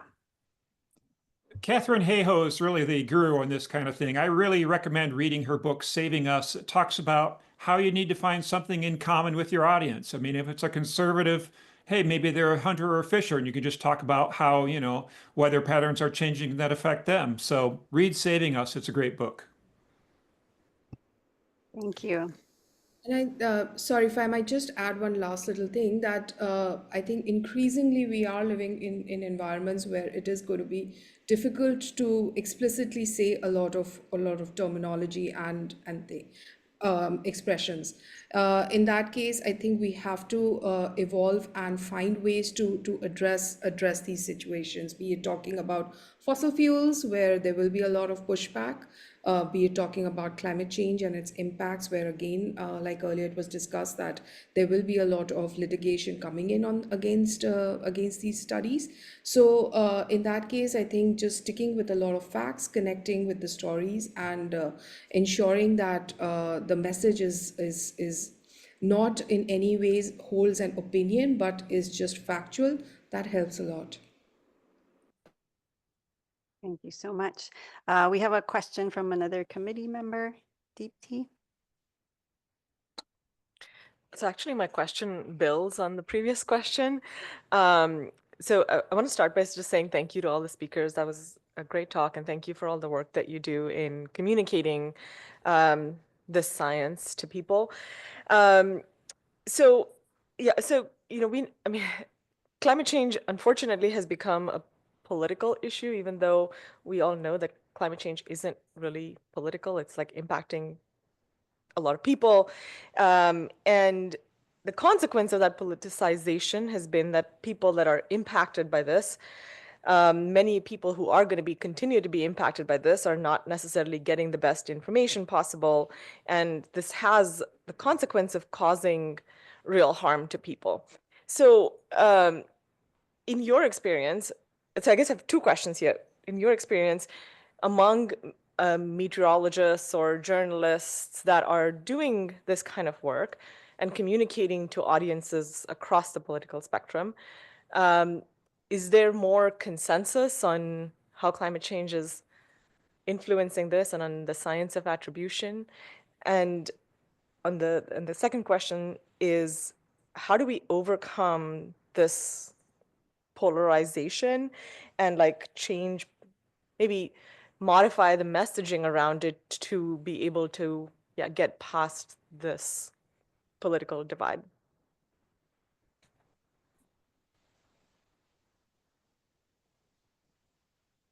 Tough question. When I was doing my academic work, one of the things that we did on the California drought was we also did focus groups, bringing sort of the media findings, sort of bringing media articles on the California drought and attribution to different groups. So kind of a farmers, like a more conservative group, and like a more, progressive environmental group. And what was interesting about it is that in those focus groups, they kind of, as you might expect, the groups kind of took the attribution finding that most closely aligned with like their existing beliefs. So the farmers were like, well, it seems like they're very uncertain and they don't know, they don't really know whether climate change is playing a role. And the environmental groups were saying, well, it seems like this finding that shows that this drought was more likely because of climate change is the right one. I think that it's a very challenging environment. I think one part of your question was asking whether people who communicate across the spectrum, and I think it can be hard to find outlets that are really speaking to a very broad political spectrum because everyone is so siloed. I think maybe TV and meteorology is like perhaps one of the few places I'm interested in what Shell thinks, but yeah, it's hard. It's just very siloed and separated in terms of how people are consuming news. Yeah. So we know that broadcast meteorologists are somebody who the community already goes to, that people already go to get scientific information, and that they inherently trust pretty much with their lives, right? When it comes to severe weather, like they're watching you to know what they need to do in order to keep themselves, their property, their families safe. So it's a unique position that they're in because they do get a chance, because climate change is woven into the weather story, right? So when I was covering it in Texas in 2023, we're talking about this insane heat wave that broke the 2011 heat wave that, was now the summer of record. And then you got to 2024 and you broke it again, and you did so in a big way. And I think the mistake that I made in 2024 covering the heat in Texas and the drought in Texas was that I did it too much, right? It was like such a blatantly huge climate signal. We had the tools to tell us like how much more likely it was that I just kept at it. And people eventually shut down from it, right? So there was a lesson learned there that to some point people then are living it and are in it and understand it. But to back up for a second, in those moments, in order to bridge, one side or another, you have to meet people where they are and what they care about. So one of my first big, I think, moments that I realized that I could talk about climate change and I can make an impact was everybody familiar with bluebonnets, Texas bluebonnets, right? So it's the state flower. They're pretty cool. They're blooming right now. They look beautiful. And people love them. They'll throw their kids into the flowers. Doesn't matter if they're snakes or it's on the side of a highway. They'll throw it in there to get their Instagram pictures. And we had this year where it was insanely warm in February, and the bluebonnets and the wildflowers came up way too early. So climate change, we know that winters are shrinking and spring is starting earlier. But then because it's still wintertime, early spring, we still had a normal cold front, which is weather, brought in a freeze, and it killed all the bluebonnets. And everyone was like, where did the bluebonnets go? And that was my moment to break it down, to do it on TV, but then to expound on it online and do a longer video to say, hey, here's what we know. Are the bluebonnets going to disappear every year and get killed off early? No, but we know that with climate change, something like this can happen again. So if you love your bluebonnet pictures, if you love seeing them on the side of the road, this is a thing that climate change directly impacts. So even if it's not the big picture or it's not the solutions, or we can't agree that there is this bigger problem, we can bring it down to the thing that people love. And when it's impacted by climate change, and we can point to, using attribution, climate change as one of the reasons why you maybe are not enjoying the thing that you get to enjoy anymore. That's a place where you can meet them and you can bring that science together and you can help them understand a little bit more. Thank you. We have one more question here, a couple of minutes. I think we can get one more in from Sabine Undorf. She says, we can define the events to attribute in terms of the impacts. So for example, this crop failure or this GDP dip was made more or less, or didn't change, or we don't know, or it was made more intense by climate change overall without a focus on extreme climate events. Would you find communicating this different? Would it be reported in different sections? Does that question make sense maybe for you, Shannon? Do you read it one more time? I think I lost it partway. I think the question is about when you talk about the impacts, like on crops or something, or GDP, or not necessarily the event itself, the heat wave, rather, you know, what it's affecting, the bluebonnets. Is that, would you report that in a different way, in a different section of the paper even, or and would you think about it differently? I don't know that we would report it in a different section, but I think it would definitely attract a different readership and a different type of attention, which I think is always good. I think that whenever there are really interesting, I think people are just, they're used to hearing about certain types of climate connections. And whenever there's a new connection, and sometimes it'll be, you know, a particular, right, like a particular plant or bug or something that is suffering because of climate change that people are really invested in locally. I think those stories get a lot of attention because it hits people a little bit closer to where they are and they're not as tuned out. And I think, you know, using the science, it gives a chance to normalize. So, you know, Shannon had talked about how climate journalists know and understand. But I think if you talk to a, you know, economic journalist or someone who's covering city council, right, they may not understand attribution science as well as a climate journalist, which that's their beat and that's the thing that they do. They get up every morning to do.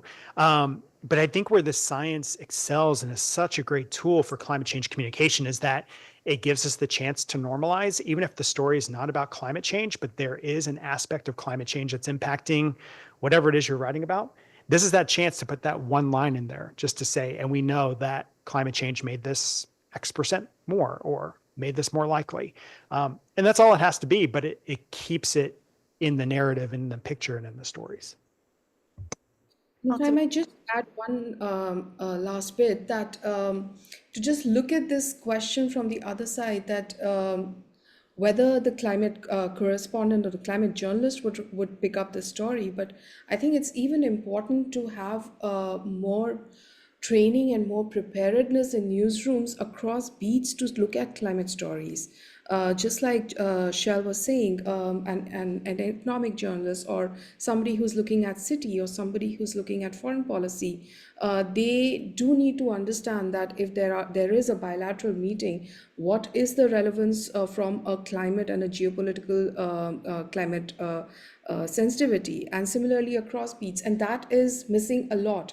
And that becomes a bit of a challenge when we are communicating, because the person who is looking at environment is not the person who would possibly be writing on foreign policy or be writing on trade and supply chains, but the story is all interlinked.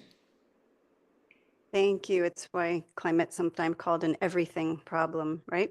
Well, I think we're out of time. I would really like to thank all of you, Jeff, Gunjan, Shannon, Shell, for participating and for your insights. Excellent presentations. And we're now going to take a break, and we will reconvene at 10:15. Thank you so much.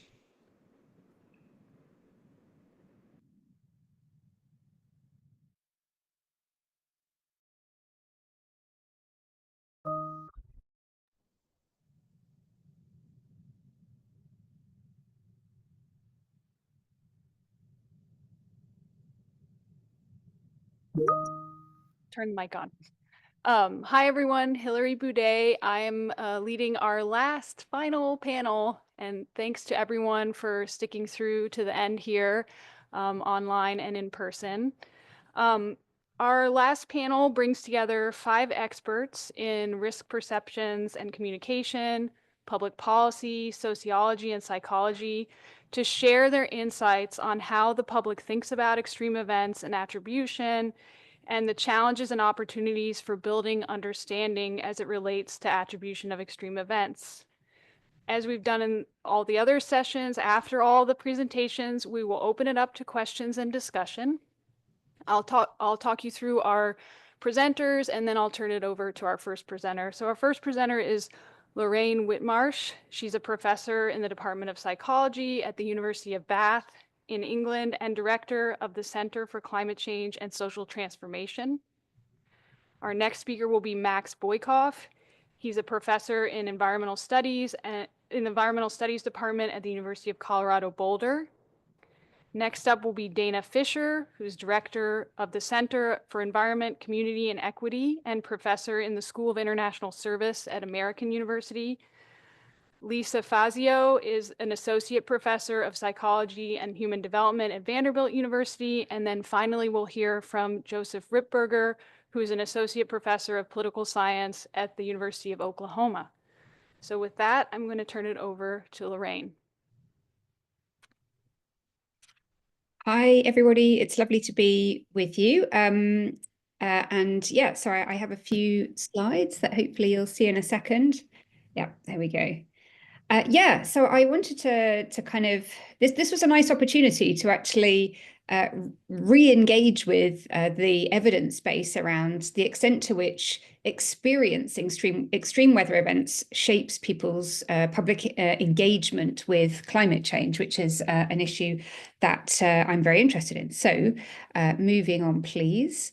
The evidence is, a lot of the recent polling highlights that with the increase in climate-related extreme weather events that we're increasingly experiencing around the world, the public do acknowledge that climate change is having an effect where they live and on them. So one example is a global poll that Ipsos did a few months ago, showing that nearly 6 in 10 say that climate change is having an effect where they live.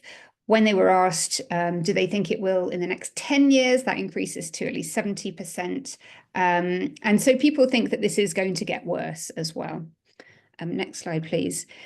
And again, similar global polls say that more should be done to tackle climate change, that we should be tackling climate change, and that their government is not doing enough.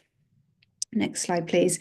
So, but really, what is shaping these beliefs? So clearly, extreme weather events are becoming more frequent, more severe, but to what extent is that actually changing people's awareness and risk perception around climate change?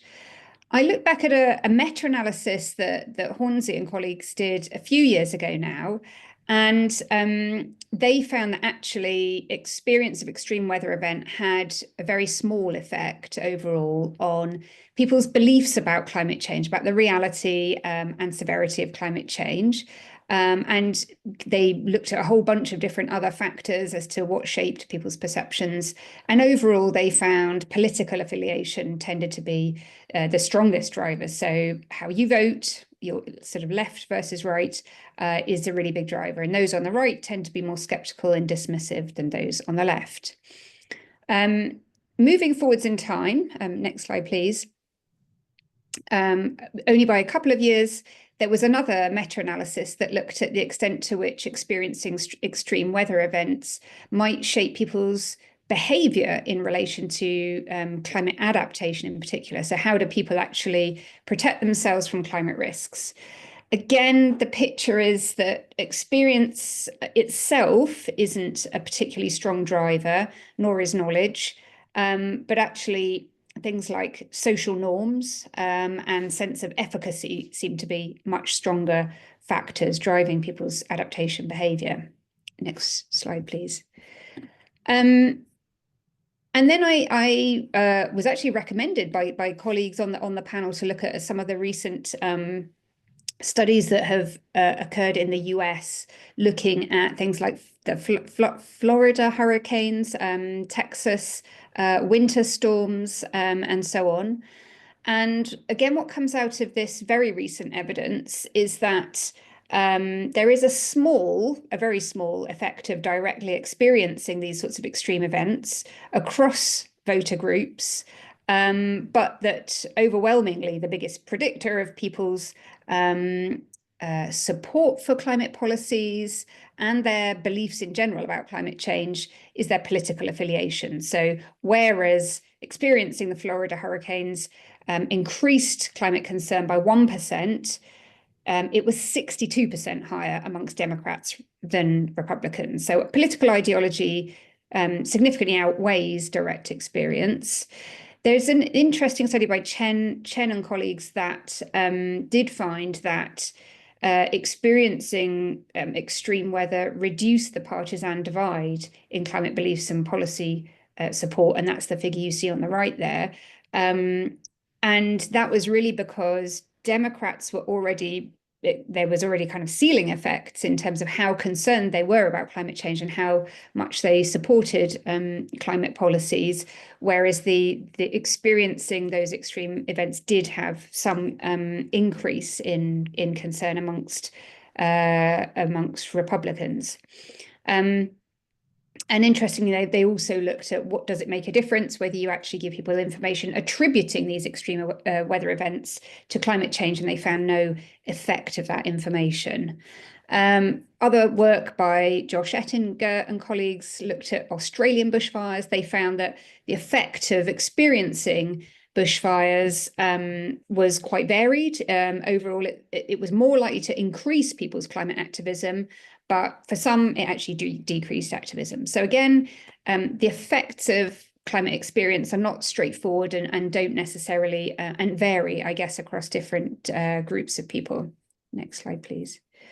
Again, so what I've mostly shown so far is effects of extreme weather events on climate beliefs and policy support. If you look at behavior, so actually to what extent does what people believe about climate change impact on their behavior, we actually find very small effects. So again, the Hornsey meta-analysis sort of suggests that, but then also there's a good a recent study by an organization called More in Common, which was particularly focused on flying behavior, and flying being one of the most carbon intensive behaviors. And they found that whereas income explained 18% of the variance in flying behavior, concern about climate change explained only 1%. And we know more generally that what people believe about climate change has very little impact on their climate mitigation behavior. Next slide, please. In line with that, again, the evidence shows that if we want to try to change people's behavior to encourage them to adopt low carbon habits and reduce their emissions, we can do that in a number of ways. There's a sort of interventions that we might call downstream interventions that target individuals' choices directly, which are broadly speaking information provision of various kinds. So information campaigns, labels, education would fall into this category. Contrasted with upstream interventions, which is where you're trying to change the context in which people act, including economic measures, regulatory measures, changing the built environment. And if you can click, please. Another recent meta-analysis by NICER and colleagues found that information provision, the downstream interventions on average are only 2 to 3% effective in changing people's behavior versus the more upstream you go, the more likely you are to get to 100% effective. Next slide, please. And I guess to reinforce that, a study we did a few years ago actually was looking at the extent to which climate scientists fly more or less than scientists that study other things. Basically, our hypothesis was, to what extent does knowledge drive people's behavior? And if you can click, please. Again, what we found was that not very much, because in fact, we found that climate scientists and researchers, and this was from a big global study, fly actually more than other types of scientists for their work, and that there was no difference in the amount of flying they did in their private lives. So kind of reinforcing the fact that knowledge by itself doesn't lead to behavior change. I think I'm probably approaching the end of my time, but just clicking ahead.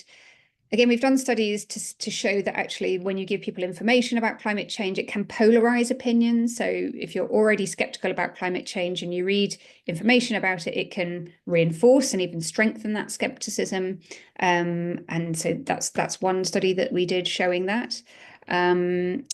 Or there's other work, if you could click, please, showing that in some cases it doesn't really change people's behavior or their support for different policies. And that's because, next slide, please, information is filtered through biases. And that includes information coming from campaigns, from mass media, from other people, but also direct experience. So tying together the work that I mentioned about extreme weather events and the work that I've just shown about the effects of information provision, all of that information is filtered through various cognitive and emotional biases. And one of the ones that we've been interested in particular is confirmation bias. So if you experience an extreme weather event and you already believe in climate change and are concerned about it, you might be more likely to reinforce and strengthen that belief about climate change being a serious risk. Whereas if you're skeptical about climate change and you experience an extreme weather event, it may be simply interpreted as unrelated to climate change and have no effect on you. So this is why it may seem intuitive that actually the more we experience extreme weather, the more concern will be, but actually it doesn't necessarily happen in that way. Next slide, please. But the final thing I did want to say about why extreme weather might be, I guess, helpful in a sense, or how it might be relevant to engaging the public with climate change is highlighting some work that, again, Josh Ettinger has been doing around the role of extreme weather events as teachable moments. So while experiencing extreme weather doesn't in itself necessarily persuade you about climate change, it does provide an opportunity for policymakers and practitioners to engage in a conversation about risks, about potentially mitigation as well, but particularly it's particularly likely to be effective in getting people to think about how to adapt and protect themselves against climate risk.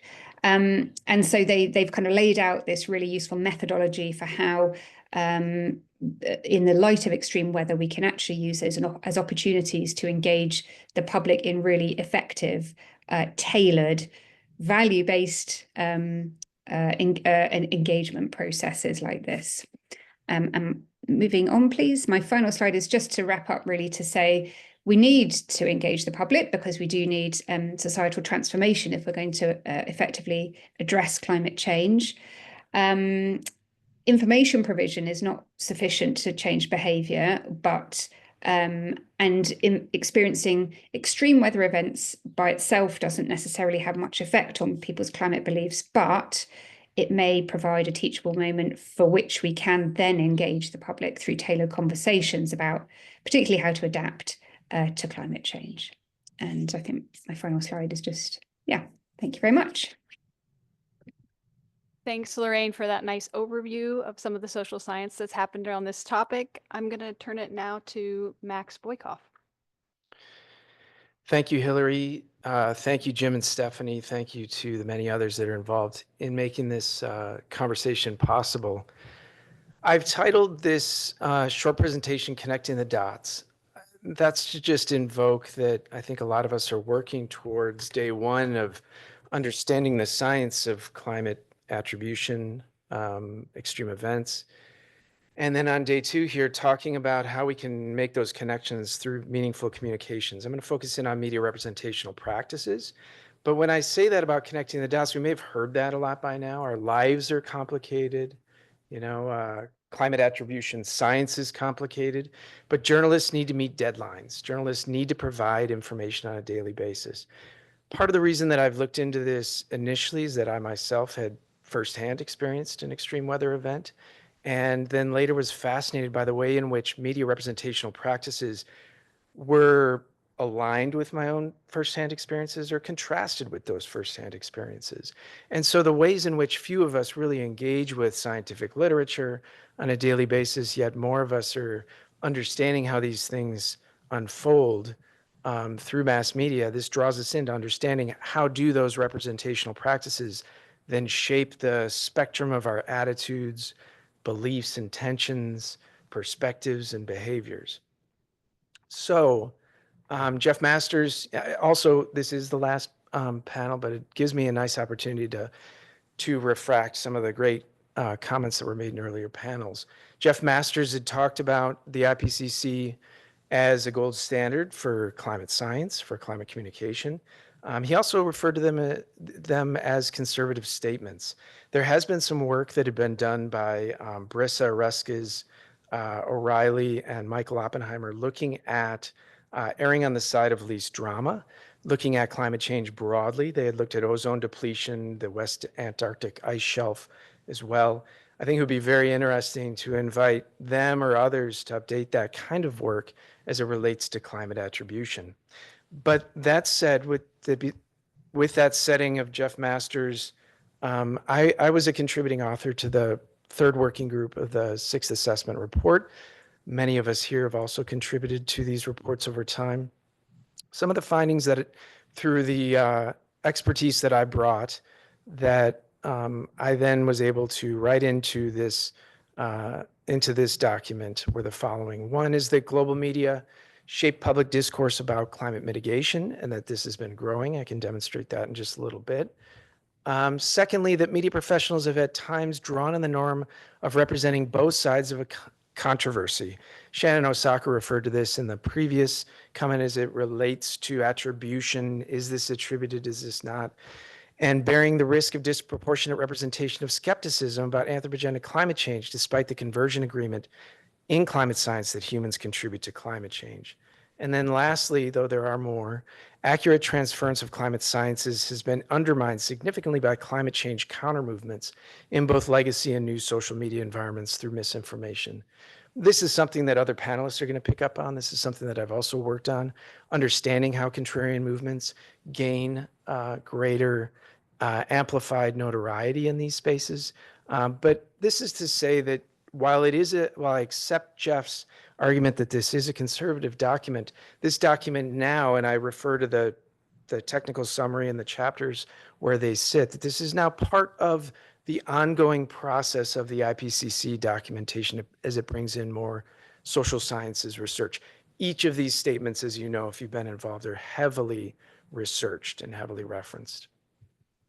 But for me, this is a question about, and many others, in thinking about extreme weather and communication in 2025, it's about what kinds of news-based communications work where, when, why, and under what conditions in a 21st century communication environment. This has drawn forward a considerable amount of work that I myself have done over time to translate these formal spaces of climate science and policy into folks' everyday lives. And many others have done this as well, as we've been hearing from previous speakers. So I lead this group called the Media and Climate Change Observatory. This is not to blind you, but it is to say that there are many people who are involved in this. This is a very large collective effort to on a monthly basis, search coverage of media coverage across television, newspapers, and radio of climate change or global warming in these 14 languages. We're working on developing coverage in Swahili and Mandarin right now as well. But essentially through this work that we're doing, we then provide open source databases through the University of Colorado at these different scales. So 25 open source databases on a monthly basis that can be brought to bear on these conversations that we're having. We have 50 interactive downloadable figures in various forms. You can see on the right-hand side is one that looks at world newspaper coverage of climate change or global warming. And we then provide these as a foundation for work that we have done as a group. We've published dozens of papers and produced a lot of research finding ourselves, and we're really pleased that these baseline data have been used for many others in various research projects and other practices. And so while this tracks back to 2004 here, others track back to 2000. And in other work that I've done, I've really documented how climate change or global warming has really become a part of public discourse stretching back to around 1988. And just pointing that out briefly, that one of the key reasons why 1988 was such a threshold year, yes, it was when James Hansen testified to a Senate committee. Yes, it was when Margaret Thatcher spoke to the Royal Society of London, but it was actually where the public were really sensitized to a set of heat waves and droughts throughout North America and elsewhere. And it was the combination of those factors that had really contributed to a public conversation that started at that point. What we do through this Media and Climate Change Observatory is then provide monthly summaries or explainers about what are the prominent news stories that are happening in any given month. We've now produced 8 annual takes on what's been happening in the media over the year. And we break it down by these news story themes: political pronouncements, actions, economic dimensions, cultural dimensions around social movements, scientific findings that feed into this. IPCC reports are big drivers of that. And as ecological and meteorological, severe weather events certainly drive considerable coverage around the world. And so that can relate to our conversation here. And so just providing another example, really drawing on what Shell had brought up before about the important month of October 2024. Now, while Hurricane Helene had really made landfall in late September, really the effects being felt in October 2024, then shortly followed by Hurricane Milton. But as Dahi had mentioned yesterday, Dahi Stone talking about there's contributing factors everywhere. In terms of connecting these dots for journalists, it is a challenge to discuss many of these events within the context of climate change. Beyond what we capture through our media monitoring of climate change or global warming that connects these together, there's a lot of other coverage that doesn't make the links to climate change. This remains a real challenge within the journalistic community, and Shannon and others are at the forefront of those who are working to improve these interactions. What we capture, though, is as a spike as well. In global print in that month had gone up 5% from the previous month. In North America, up 7%. In US print, where these events were happening, up 11%. US television was up 33%. The spectacle of these events can drive media coverage. And then it can then, for those of us in the social sciences, produce questions around how and to what extent are they effectively communicating this? Are they effectively meeting certain audiences? Are they effectively moving the needle towards greater awareness, engagement, and action? So as I know that my time is running out, conclusions for the moment, maybe just to draw us to thinking about our larger conversation together. Do our discussions and actions today meet the scale of challenges associated with 21st century climate change? I think it is a definitive no at this point. We all are working very hard, and we need to continue to work smart in the work that we're doing. And I really do appreciate bringing this group together to make those connections, to connect those dots in effective ways. So can we improve how we connect the dots through media coverage? Yes, absolutely. That is part of the work that we continue to do to support working journalists, to support through our research better understanding for those who are in the scientific community trying to work effectively, and also those who are working as boundary organizations like Climate Central and many others. So with that, I think I'm right at time, so I'll thank you very much. Thank you, Max, for that overview of how the media is covering climate change and extreme events. We're going to turn now to Dana Fisher. Thank you so much, everybody. My internet keeps telling me that I may be unstable, so if at any point there's a problem, I can see you, Hillary, so just wave at me or something, please. Thank you so much for the opportunity to speak. I really wish I was able to be with you all in Irvine, but I'm really glad to get an opportunity to contribute to this conversation. I think that these questions are so important. I was asked to contribute from my work and the work that others have done around echo chambers and collective action on climate. So that's what I put together here, and I try to do it in time. We'll see if I can do that. Can I have the next slide, please? Thank you. So I've done a lot of work actually for the past 25 or so years, specifically looking at how elite policy networks influence climate politics. The work started under an HSD grant with the National Science Foundation. That program is unfortunately gone, but it has continued with funding from private foundations. So we've been able to do multiple waves of research that actually specifically looks at policy elites working on climate at the national level and to understand the ways that different perspectives are earned, the role that science plays in decision making. And this takes a policy network approach, but basically, as you can see here, these are just some of the articles that have come out of this work. What we really have looked at is the way that state, market, and civil society actors negotiate their positions and assess how they've evolved over time. And we focused particularly recently on looking at the differences between what's happening or what happens under Republican administrations versus Democratic administrations and the role that the majority in the US Congress plays. Can I have the next slide? We have a more recent paper that came out in +1 not too long ago, specifically on decision-making around the IRA and the Biden administration, but actually thought that this paper here that we published in 2019 is actually more valuable today, given where we are politically. Just to show here the way that echo chambers facilitate and empower policy elites to present their political perspectives. And basically what we find here, and we've documented this over and over again, these are just some findings from the work from 2019 during the Trump administration, where we collected data after the first 100 days of the Trump administration from all the folks in in the policy network who are working on climate, specifically looking at their perspectives on climate science. And what we saw was that the policy elites were cherry picking their science and the sources of scientific information based on their policy perspectives. And here we basically saw that, that their policy perspectives were determining whether or not they were supporting claims about whether or not climate change was anthropogenic. So I think that this is actually a really important lesson to think about in answering, the questions that we were asked to think about.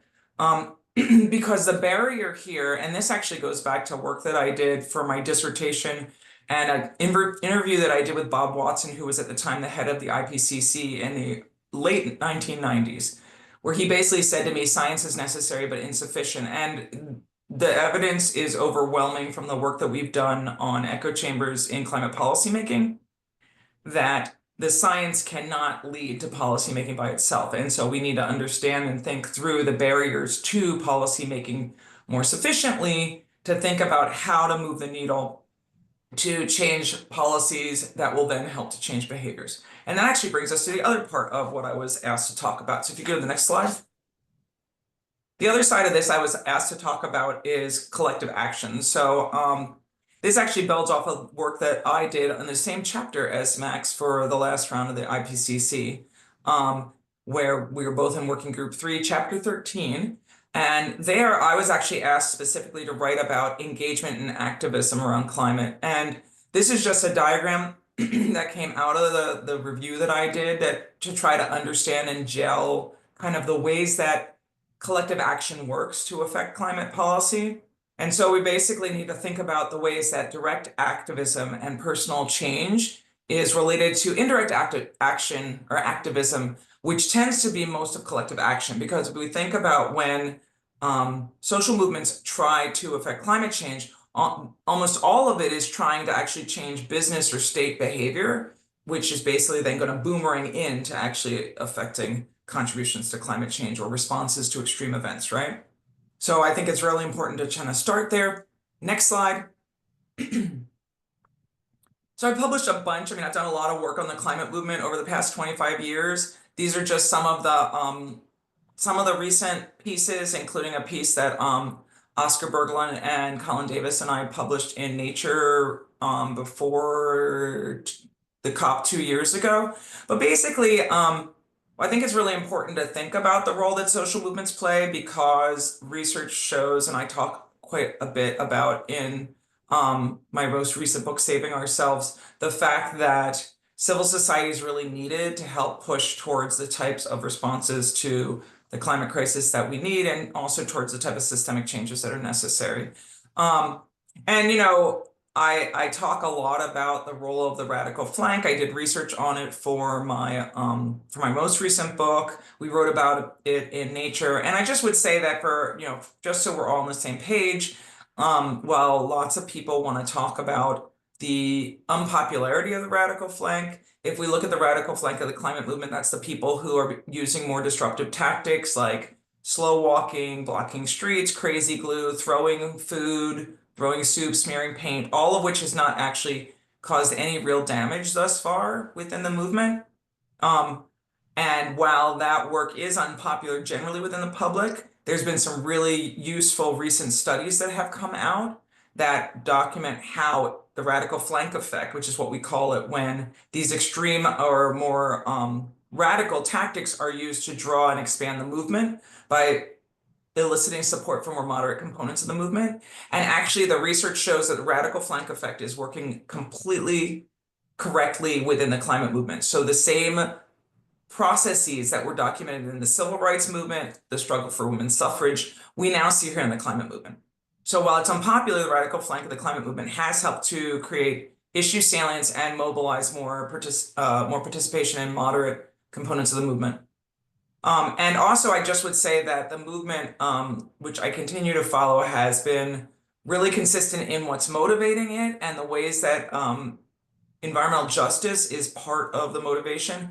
But the other thing is, and I think this is important as we look like we're turning towards more dark days within social movements and within politics in the United States, the climate movement continues to be extremely anti-violence and extremely committed to civil disobedience, nonviolent civil disobedience, which is really relevant now because we are seeing a real change in opinions amongst the left and amongst activists on the left with regard to their support for political violence. Next slide. The last thing I just was going to talk about briefly is I did start a project which is trying to add a social layer to some of the climate attribution work that Freddie Otto and others have been doing. And we actually started from the perspective of a lot of the literature that Lorraine was talking about with regard to looking at these changes in attitudes post experience of climate exacerbated disaster. So we have been working to try to collect data from people who experienced LA wildfires to understand the degree to which the wildfires affected their personal lives, as well as thinking about displacement. And I would just say that while, there's lots of evidence that has been drawn without actually collecting data from the individual survivors or people who have experienced climate shocks, one of the things we need to figure out how to do is how to track people better. I have colleagues who do this using marketing data. There are colleagues who do this by looking generally at the changes in census, but those data are not nearly as effective as actually collecting data from the people who experience the shocks themselves. We've been trying to do that. We've been working with a number of intermediary organizations, and I can tell you that it is extremely difficult to collect data that's representative of the people who are affected, and we really need to think about how to develop better methods for sampling and tracking individuals, because that's the only way that we're really going to be able to add a social layer, which will be absolutely necessary to think about extreme events and climate attribution and how that actually affects people who experience it. The final point I'll just make is that while our data have been, I'll use the word mediocre. We have a mediocre data set. I'm being very complimentary of our data set right now. One of the things we do find is we have been able to show that the people who have responded and participated in the survey and experienced the California wildfires in January actually do show strong support for climate science, strong belief in climate change as a phenomenon, and strong support for climate action. Now, the sample is mediocre and we need to follow that longitudinally to get a better sense of what's going on, but at least we have some of the pieces in place. So our hope is that we'll be able to do that. Thank you so much. Thanks, Dana, for that, and some comments more on the collective action side as opposed to the individual and media. Can we turn now to Lisa?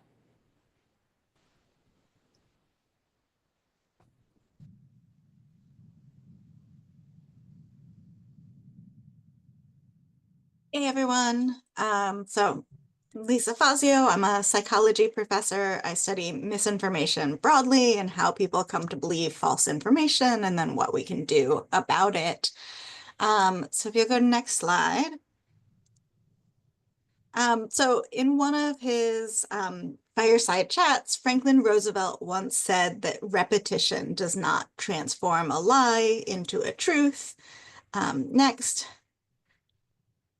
But we know from a lot of psychological research that actually this is wrong. While of course repetition can't change the actual ground truth of a statement, what it can change is what people believe about information.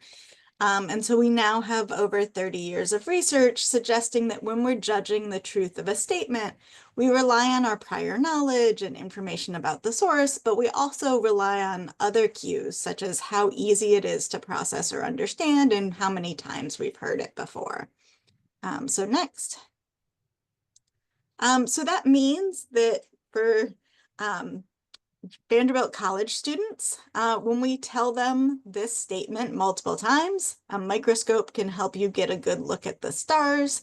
They think it's more likely to be true when they've heard it multiple times as opposed to when they've only heard it once. Of course, it's a telescope, not a microscope, that helps you look at the stars, but we find that these repetition affects our beliefs even when we have prior knowledge that contradicts the information that we're hearing. Next. So it's really hard for people to judge truth on their own. Next. So they often use unreliable shortcuts like repetition. They also, next, rely on these quick gut level reactions. Just, does this feel true, rather than actually thinking about what they already know about the topic, the expertise of the person saying it, things like that. And next. And then we're all really vulnerable to things that we want to believe. So tying back to the confirmation bias that Lorraine was talking about earlier, it's hard for us to really use our thought processes to contradict things that we want to feel are true. So next. So what all this means is that all of us are susceptible to misinformation. It's hard for us to notice errors in what we read and hear just because of how our brains work as human beings. And we fail to notice these errors, and we also are motivated and biased in the ways that we seek out information and try and understand information. And it's likely that a lot of these biases are especially strong when we're hurried or distracted, like we often are on social media or in other contexts where we're getting information. So next.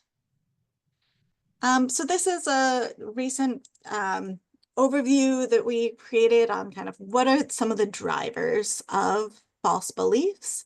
We've got both cognitive drivers, the things that are just given the way our minds work. So we often fail to think analytically or with deliberation, make quick decisions. We often don't notice or forget cues about sources. And then this illusory truth, these effects of repetition.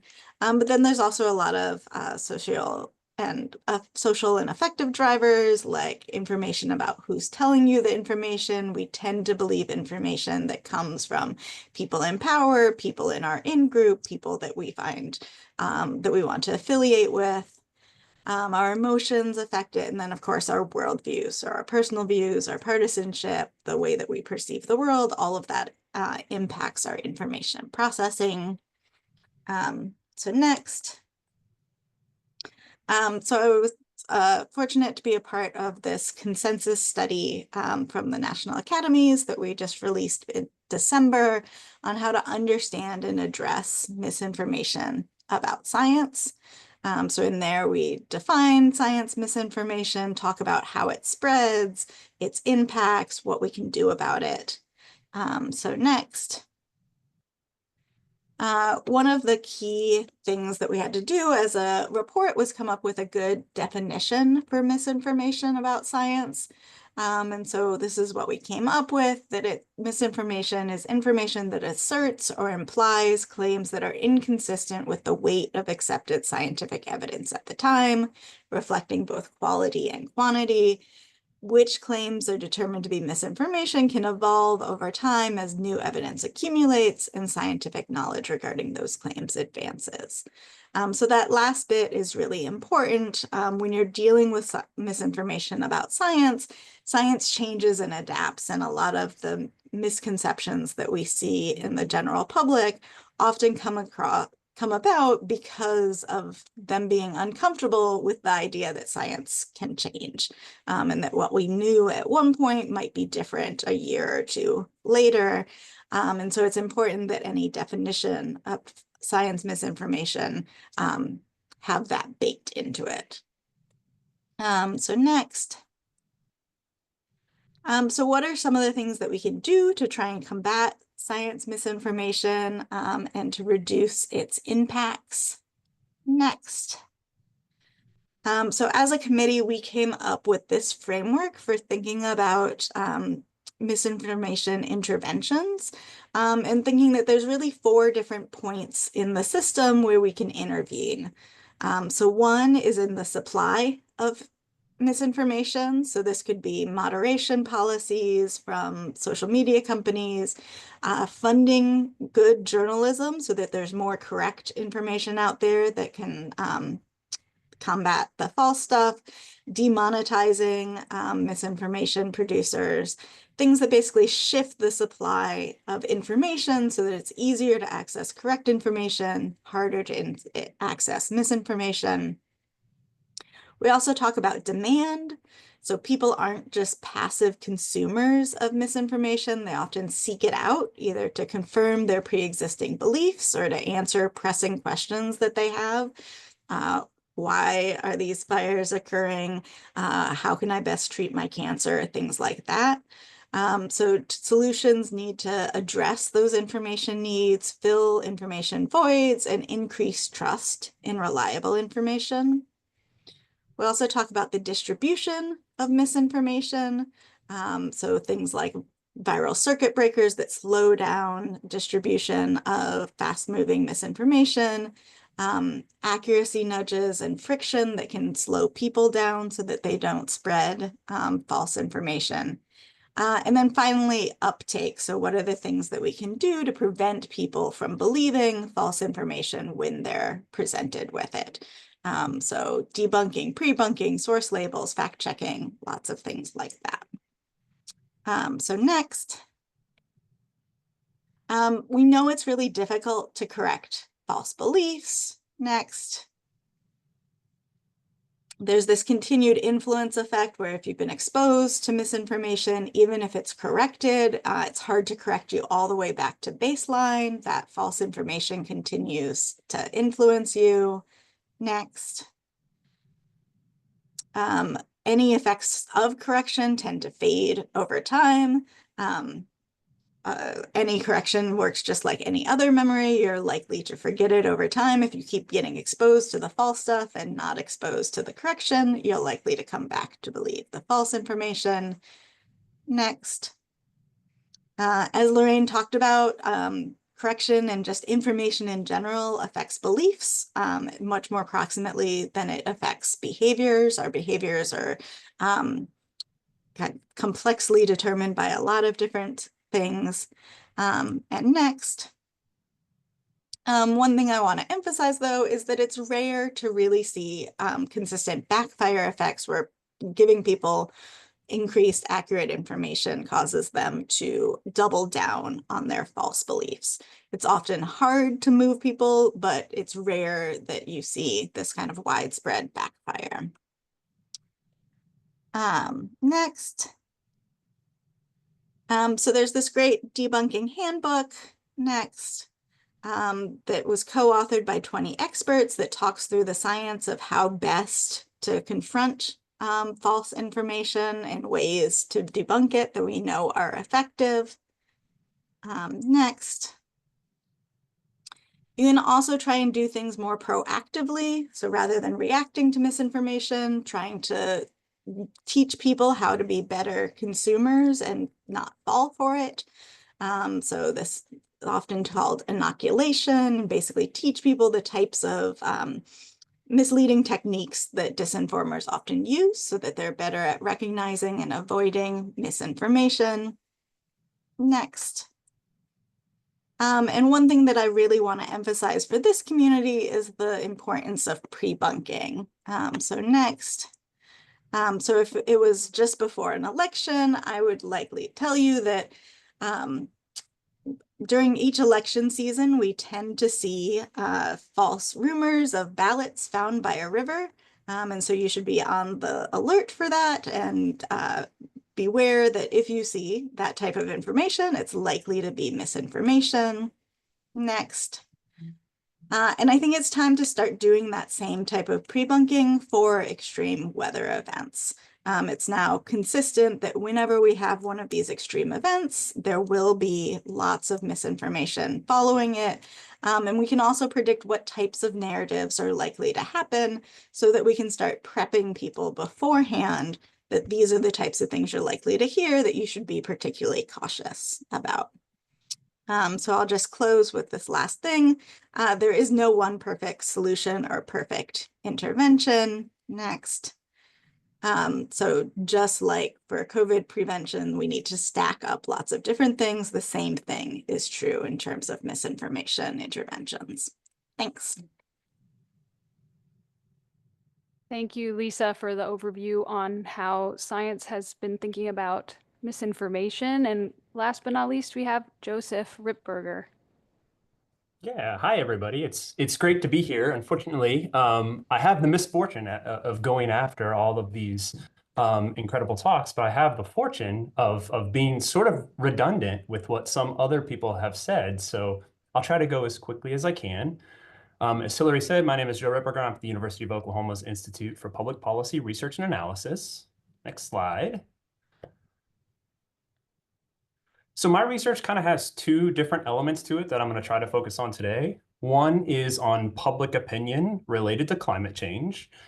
And then I also do an awful lot of research related to extreme weather risk communication, where I work very closely with meteorologists, folks at the National Weather Service, to think about how we convey risk during extreme weather events.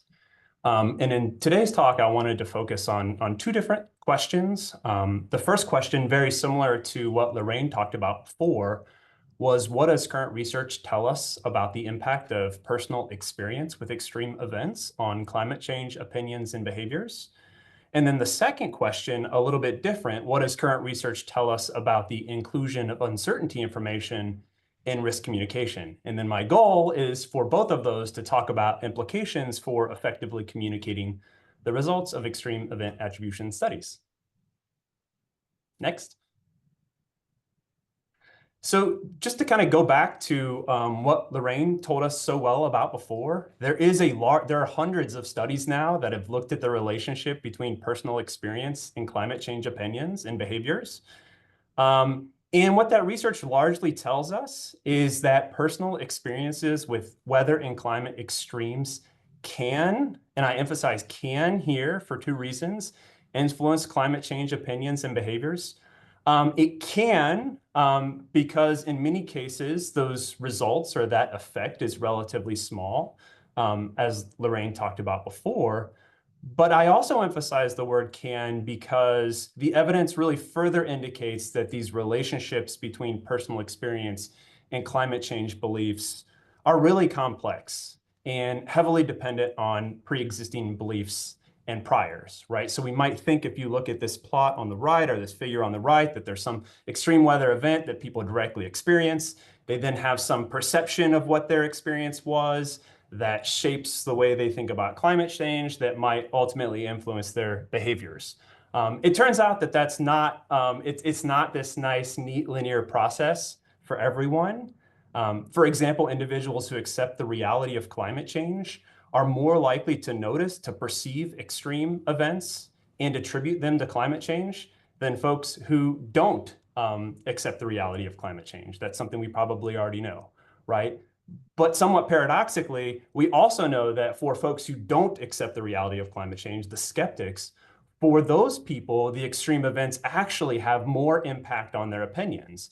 And that's because of this ceiling effect that Lorraine talked about before. For people who believe in climate change, direct experience doesn't have much an effect. It doesn't make them more likely to believe in climate change.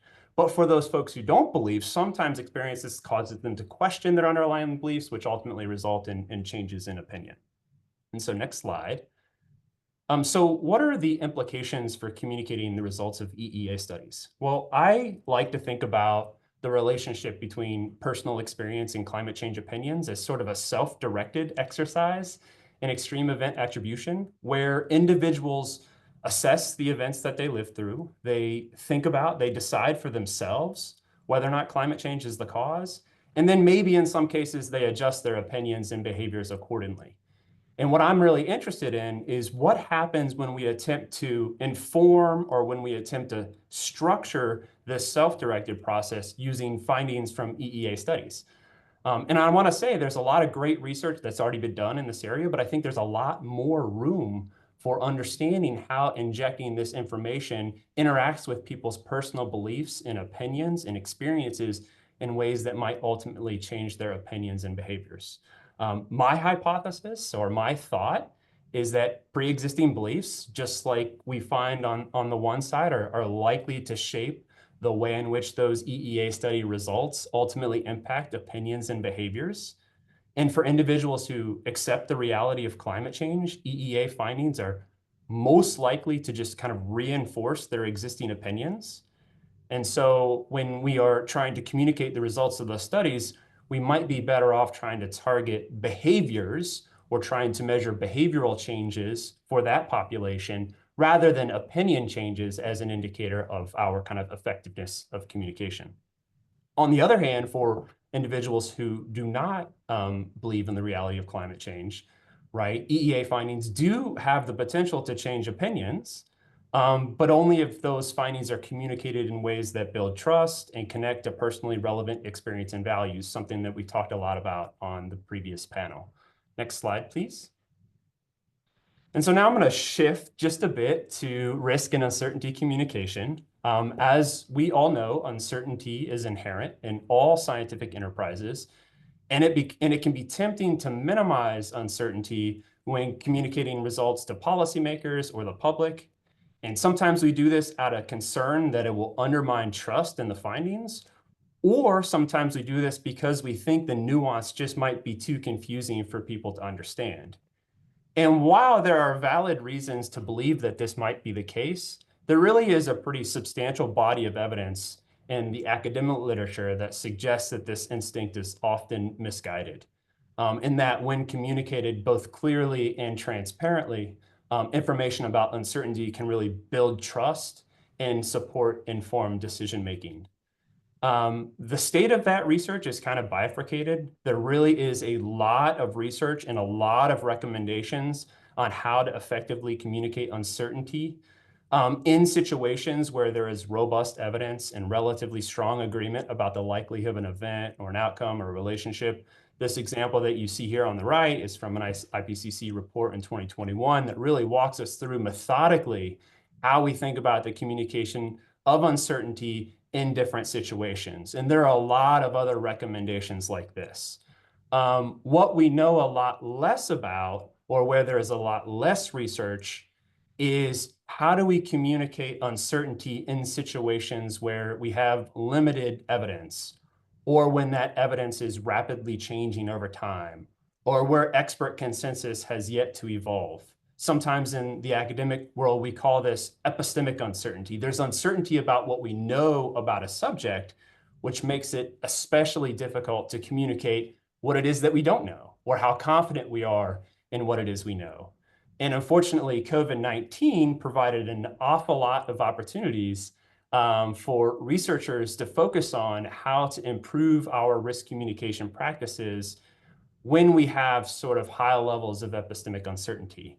I won't be the judge as to which of these two scenarios we're in right now with respect to the communication of extreme weather attribution. But I do think it's important. And if we go to that next slide, I just wanted to mention that, you know, in that emerging research, and really a lot of this stuff has been done just in the last maybe 2 or 3 years, there are some lessons that are starting to emerge about how we should communicate uncertainty in this low quality or this low information environment or this rapidly changing information environment. One of the first things that we've seen across a number of studies now is that simply acknowledging that uncertainty exists without context of the magnitude of the uncertainty or without any information about why there's uncertainty can, in fact, erode public trust, right? So we want to try to avoid statements like, there is some uncertainty around this estimate or statement, right? So just blanket notions of uncertainty can have this sort of backfire effect. And so we really try to encourage people that, that are communicating this information to, when it's possible, to try to provide information about the magnitude of the uncertainty. Ideally using numbers. There's a lot of research that suggests that the use of numbers or ranges or intervals can really enhance the reliability of that information. But if the space allows, if you have enough space to go beyond just talking about the magnitude of the uncertainty, it can be really helpful to talk about the source or the cause of the uncertainty. Why is it the case that we're not sure? Why is it the case that there's a wide range of uncertainty around the estimate providing? We've seen that giving people those two types of information, magnitude and source, can really prevent this backfire effect that you might worry about when talking about uncertainty in scientific results. And so next slide. Implications for communicating the results of EEA studies. Again, uncertainty is inherent in extreme event attribution.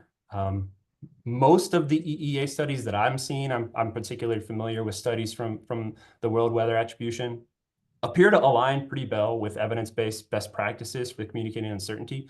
But I do think there's a lot more room for additional research and testing different messaging strategies to better understand what the most effective way to incorporate uncertainty information when discussing the results of EEA studies. And I think this is especially true in those cases of epistemic uncertainty where there's uncertainty about the uncertainty. And I just wanted to close by saying that, again, I sort of intentionally highlighted that word effective because I think there's a lot of room for conversation about what we mean when we say that a message is effective or ineffective, right? Is our objective when we're communicating the results of these studies to just simply inform people of the science? Is it to build trust in the scientific enterprise? Is it to prompt some kind of action? Is it to change people's minds, change people's opinions about climate change? I think having some clarity on that objective is really essential for guiding both our communication strategies, but also how we evaluate the impact of those strategies, right? And so when I, as a scientist, when I'm trying to figure out whether or not this strategy for conveying uncertainty related to an EEA study had a positive effect, what am I looking at? Am I looking at changes in beliefs? Am I looking at changes in trust? Changes in the information that people have about the state of the science? I think we need to have that kind of conversation so that we can build some agreement on what we mean when we say that a particular communication strategy is either more or less effective. And so with that, I will stop for today. Okay, well, not quite yet though. Oh, not quite today. Now the fun part. We're bring everyone together and have some discussion as a group. I'm waiting for it to get set up. I believe Lisa had to jet to class, so she won't be here with us, unfortunately. But I think everyone will have a robust discussion anyways. One of the first questions we had, you know, as a committee was to think through, you know, you presented some broad social science findings about how the public thinks about climate change and things like that. But I'm wondering if you can be specific in thinking about what major opportunities or challenges exist in communicating extreme event attribution or extreme event impact attribution in particular, since that's one of the main focuses we have here in the committee. So if, and that would be to the public, to policymakers, and both in the current moment, but also in the future. And so I don't know if someone wants to take a first stab at that. Yeah, Dana. Thanks. I mean, I can only speak to part of it, but I just would say that the research that we have done around echo chambers in climate policy making, which was not specifically looking at extreme events, but was looking at the way that political elites cherry pick scientific information, I think is really important for folks to think about when they're trying to think about how to overcome extreme event attribution and get that information to policymakers or to the public. I mean, the policymakers can both block it, can block the policy making that could address, you know, climate adaptation, et cetera, other types of actions that could be helpful to support communities facing extreme events. But I think that recognizing that it's not about scientific information coming out in a specific way that will lead policymakers just to bam, create policies that are useful. So I just want to just highlight that finding because I think it's a cautionary tale. So there's that. Other folks? Yeah, Lorraine.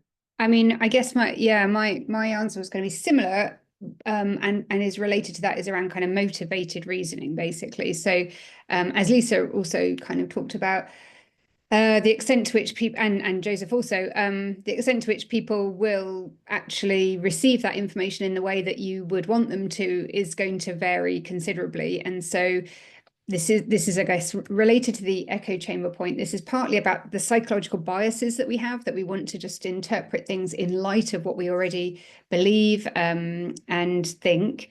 And so if you don't believe in climate change, then communicating extreme event attribution is, for that audience, is going to be very difficult. And I guess that's related to that. Then there are kind of challenges in the information environment. So the echo chambers point is also to do with the way in which people use social media, and they just listen to people that believe the same thing. And so it's quite difficult to cut through in that sort of environment as well. So part of it's psychological, part of it's sort of the information environment. And then I guess it does also depend on what you're trying to achieve with your communication, because the other point I was making was that even if you manage to persuade people about the attribution of extreme weather or the severity of climate change more generally, that doesn't necessarily translate into behavior. So it does, I guess that's a wider challenge of like actually just engaging the public is difficult depending on what you're trying to do. Sure, I'll just adding to what's already been said, of course, that among working journalists, among communicators of this information, there is a certain reticence or certain reluctance to make those connections, because it sometimes they're moving outside of their areas of expertise. Many of these working journalists don't have time to dig into the attribution science that we've had the privilege and the opportunity and then the responsibility coming from it to engage with over the last few days. And so then when they're working journalists working towards deadlines, they need support. And so, while Climate Central plays an important role, we need many more tools in order to provide for them the ways in which they can communicate this. On top of that, again, maybe to my previous question to Jen and the previous panel, is that there are many other ways in which extreme events can be discussed, and then little crumbs of attribution can be introduced. And so call it flooding the zone, if you will, but talking more and more about these connections will help create and normalize a communication environment within which those kinds of actions can take place. Joe, did you want to add anything? I see you nodding. Yeah, no, I think, not to pile on, but one of the things that I think Max said earlier that I think is also really helpful to think about is when it is appropriate to talk about climate change in the context of extreme events. We can probably all think of examples where there have been really high profile extreme events. Hurricane Ian a couple of years ago, sort of slamming into Florida. The director or the acting director of the National Hurricane Center on TV, on CNN, being asked about whether or not that hurricane was being caused by climate change. And him saying now is not the right time to talk about that, right? There'll be a time in the future to talk about that, but what we're worried right now is saving people's lives. And I think we can all think about, we could disagree about whether or not that's the right time, but I think there are conversations to be had about when it is appropriate to take and incorporate some of this science and how that relates to some of the other kind of life-saving information that we might provide during these kind of real high salience events. I see that Jen, one of our committee members, Jen, has a question on Slido. Do you want to ask that? Yeah, sure. Thank you so much for your presentations. Really appreciate the insights. I'm wondering, we know that people are flooded with information, and we heard from guests yesterday about, for some audiences, this information about, what proportion of an event can be attributed to climate change is that kind of information is maybe not directly relevant to them, or they're not sure how it is, and to others it is very helpful to their jobs. And I'm just wondering if you can talk about the importance of that. I've heard people talk about the fact that when you're trying to communicate, it's important to put yourself in your audience's shoes, right? And to meet people where they are, but also that we remember information that we need to remember. And if we don't need that information, it's just, we're not going to recall it. So just from your experience and research, I'd love to hear about your thoughts on that.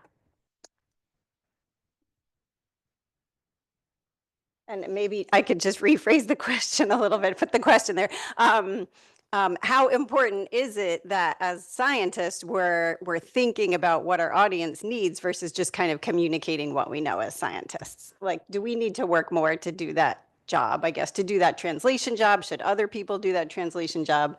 Maybe that's a better question. Yeah, Dana. Well, I'll be brief because this is not my area of expertise particularly, but one of the reasons I wasn't able to attend with you all today is that we were hosting Catherine Hayhoe at American University last night. And so she and I had a conversation where she talked about her recent book and about the importance of communicating about climate and communicating and connecting with listeners and audiences through personal contact rather than kind of scientific abstractions. And I thought that was that work, I've seen it replicated in other research, but I also think that it resonated quite a bit with me in the work that I've done. So I just thought I'd throw that out there while people were thinking about the question.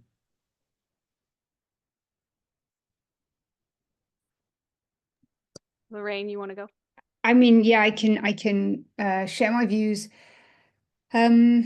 I think there are some excellent communication professionals that work in scientific organizations, and so we should be collaborating with them so that they can help translate our science into actionable insights that are addressing the questions that our audiences have, whether those be kind of decision makers and leaders or members of the public. So I think the onus doesn't necessarily have to be on scientists to be able to craft amazing messages. They should work with communication experts to do that. But I do think it's probably, good communication science says tailor your message to what your audience, where they are, basically understand their needs and like how they're going to interpret it and what do they fundamentally want. So yeah, I guess don't expect that if you're communicating something that you think is very important, that your audience will necessarily think that it is. Thank you. We have another question from Deepti. Do you want to ask your question? Yeah, well, thank you all for your talks.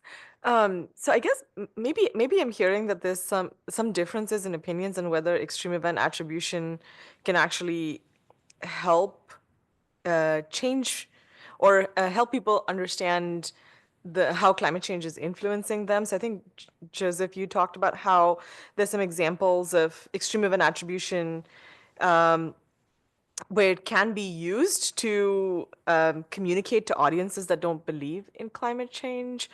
I was wondering if you could elaborate more on that and talk about like how it has effectively been used and in what kind of situations that it has worked. So that's a great question. And I have to admit that I think we need to do a lot more research in this area. I think this is not something that we know a lot about. That the few studies that I've had read do suggest pretty mixed results, honestly, about the effectiveness of extreme weather attribution and whether or not that can encourage people to change their beliefs. I certainly know, coming from a place like Oklahoma, a state like Oklahoma, where most people don't believe in climate change, we really struggle to try to help people make connections between the events that they're experiencing and the changing climate. I think we've had some success with that. But I think it's important to think about the differences between these populations and how these interactions work, right? So if I'm talking to someone out in California who's experiencing wildfire or wildfire smoke more often than they were in the past, when I attribute those things to climate change, it's not in some cases because I'm trying to convince them that climate change exists. They already believe that climate change exists. And what I'm trying to talk to them about is how, because of climate change, these things are likely to happen more often. And therefore, it's really important that you continue to invest in more mitigation and adaptation than you're currently investing in. And so I think just as a research community, we have to think about the outcomes that we're measuring to be able to say with some sort of fidelity whether or not a particular message has an effect and what it has an effect on in terms of people's individual beliefs and behaviors. I think Lorraine wants to add to that. Yeah, just briefly to add, I completely agree. I think there are just some audiences for whom if you say the words climate change, they're just going to switch off and they're just going to think that you have an agenda that is not aligned with with their worldview. And so I think when you realize that that's the case with your audience, then depending on what you're trying to get your audience to do, it makes sense to reframe your message. So it might be if you want them to kind of support a mitigation policy, for example, maybe it's about emphasizing the energy security benefits of that policy or the fact that it might reduce your energy bills or something. If you want them to protect themselves from a flood or a wildfire or something, then just talk about how to do that, like the specifics of that particular adaptation action, but don't necessarily attribute it to climate change. I mean, you could even talk about, as Joseph just said, like, this might be increasing in the future, but you just do not even use the language of climate change for those particular people. I see a question from Albert. I really appreciate your comments. I had a couple questions relating to uncertainty. So I think, Joe, your remarks particularly triggered these thoughts. So first, regarding communication of kind of the details regarding the uncertainty, I think you suggested rather than just referring to uncertainty in general, you said, well, magnitude and kind of the range of uncertainty, which I mean, it sounds sensible to me, but then I'm pushing back and thinking about, studies suggesting that people kind of generally don't understand probabilities very well. 1 in 10,000 versus 1 in 100,000 risk. What does that mean? And then if we're adding more information regarding magnitude of uncertainty, does that really help? The second question was relating more to kind of talking about it, and maybe the answer is just you talk about it differently with different audiences, but coming from the legal context, just thinking about when agencies make decisions and they have to then think about the potential for judicial review of those decisions, where it seems like there's a risk that the more they talk about uncertainty, the greater the risk that down the road their action might be invalidated by a reviewing court. Yeah, I mean, those are really great questions, Albert. And I want to preface this again by saying that my expertise, if I would call it that, related to uncertainty communication is really more on the side of extreme weather risk communication. Like, how do we communicate the likelihood that someone will be affected by a snowstorm or a blizzard or a derecho or a drought? I do a lot of research in that area. And then some research on the health side as well. And somewhat counter some of the things that we often think about as scientists, most of that, or my read of most of that research, is that we're heading in a direction where most folks agree that people actually can interpret and use basic probability information when making decisions, and that through the provision of that kind of basic numeric information, as long as careful thought is given to how we convey that information, it leads to more trust and better decisions. And so I don't want to say it's absolutely not true, because we all can think of anecdotal evidence where we give someone a probability they have no idea what we're talking about. But I will say that most of the research that I've seen lately suggests that people actually can use numeric can use probabilistic information. They can make sense of basic numbers like 1 in 10 or 5 times more likely. That kind of information is something that many people can understand. It can help them better understand the problem that they face and the decisions that they're trying to make. On the regulatory space, I will defer to others because that's certainly not my expertise.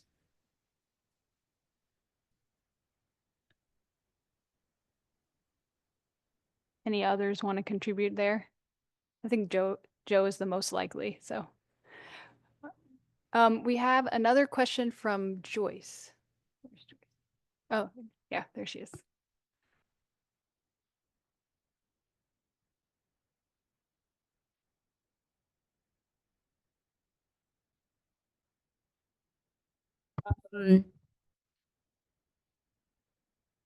I've just been listening to the very interesting discussions. I mean, from the previous panel, this panel, and I think to me, I believe that it's so instead, for example, of saying that how do we use extreme event information to sort of change beliefs, I would think a bit in the lines of like understanding why those beliefs exist in the first place. And it's something tied to sort of reframing the narrative. So it's like you're coming from, there's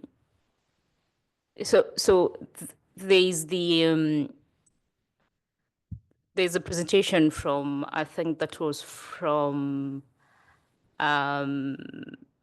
I don't know if it was, I think it's the previous talk, but it's about like saying people are vulnerable to things that they want to believe. So many of us, for example, in this world, believe that for the world to be as it should be, it must be a world that should ban fossil fuels, for example. We believe that that is, we associate fossil fuels, oil and gas with like sort of democracy, Western values, stuff like that. So, you know, it's really grounded in our beliefs, and we feel that that is what needs to happen for us to continue sustain sort of our freedom, the way we do things. So I think with sort of understanding, and this is just, I'm asking like people who like deal with communication, like misinformation, for example, what grounds those like skeptic beliefs, denial beliefs, misinformation is, how do you start with like sort of fast addressing that and communicating? So you're starting your communication with that and saying that, and not forgetting to point out that inaction is equally bad. Like if we don't do anything or if we continue living the way we live is equally bad as what we think continuing to ban fossil fuels will actually make us more prosperous. So like, how do you sort of address that instead of even just like looking at how is extreme event information used to like change beliefs? And I think this can be answered by anyone, yeah. Yeah, Lorraine. Yeah, I mean, I think if I understood the point, it's very much about what I was trying to get at in my talk, really, which is that depending on what you're trying to do with your audience, then talking about climate change may not be the right thing to do at all. Linking extreme weather events to climate change may not necessarily be productive. So absolutely think about why is your audience skeptical? Why are they consuming misinformation? And then reframing your message to align with what it is they do value, and whether that be jobs and growth and kind of economic prosperity, or if it's about clean air, or if it's about their family's well-being, or like there are so many, and the IPCC has documented this really well. There are so many co-benefits of climate action that actually just pick one of those and you'll be able to, you know, find agreement with your audience. You'll be able to kind of create a message that they will potentially agree with. So yeah, whether it's lower energy bills or cleaner air or whatever, there will be a co-benefit from that you can kind of align your message with. So I would say reframing actually is the take home. I'll just add to what Lorraine said, and that it takes a lot of work. And Lisa had said before, which I agree with, is that there's no one message that will break through. It's a matter of, you know, phrase that I've borrowed a lot is there's no silver bullet, silver buckshot. There's a lot of different ways that we need to be addressing these challenges. But again, echoing what Lorraine had said, through my research, finding other pathways where instead of leading with climate change, which can put up people's defenses, which can, in some context, trigger left-right politics, instead you can talk about energy security. You can talk about environmental stewardship. You can talk about hunting and fishing, meeting your livelihood needs. But really importantly, you can talk about the economics of climate action, which, having gone back and done an MBA in recent years, that I can say with great confidence that it is in our economic benefit to be addressing climate change. That can reach a lot of people if you just talk about the economics of it. And so those are many other ways in which we can effectively work towards building for a better future together. And, there is this 20th century model of communication that still persists in certain places, which is that we just need to dumb it down so that people understand it. We have to turn that on its head. It's about smartening it up. It's about drawing on the social sciences research that many of us are doing, many others are doing, in order to smarten up communications that are tailored to, as Jen had pointed out, to meet people where they are. So Stephanie, you have a question. Do you want to ask that question? Sure, you've hit on it a little bit. My question related to extreme event impact attribution. So the field is really moving towards expanding on, effects on agriculture and economic effects, health effects, and the data are still challenging to find, so the uncertainty may be even bigger. But do you think the same challenges apply, or because you're providing information that people may care more about, the economics of a region, death, that there's more opportunity there to communicate extreme event effects in that form?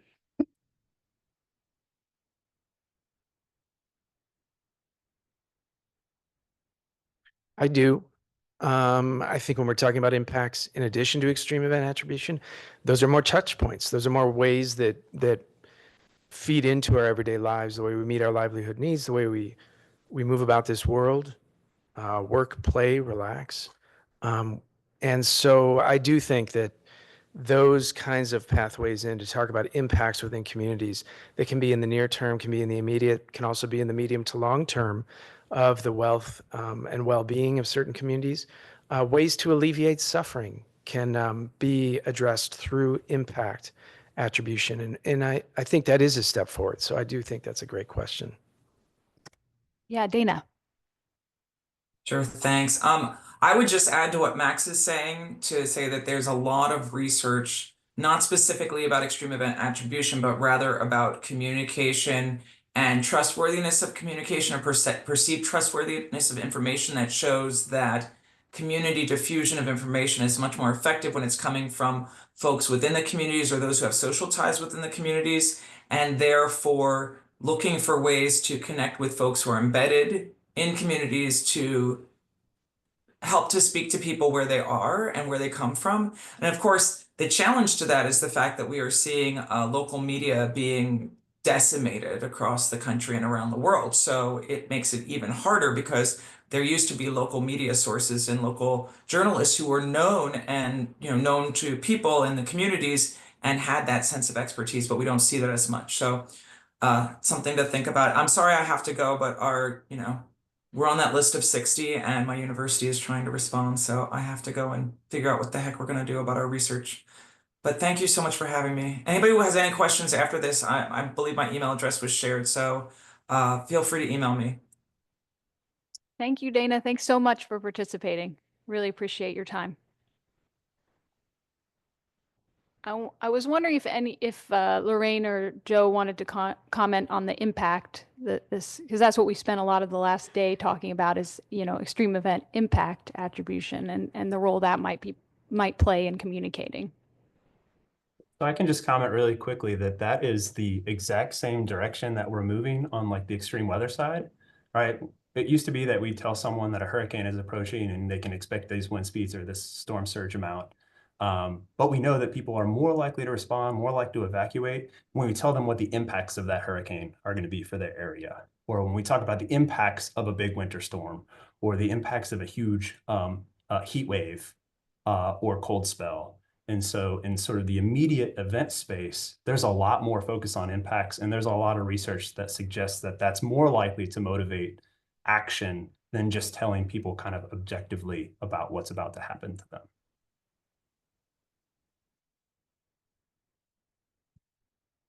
Joyce, do you have your hand up again, or is that? No, okay.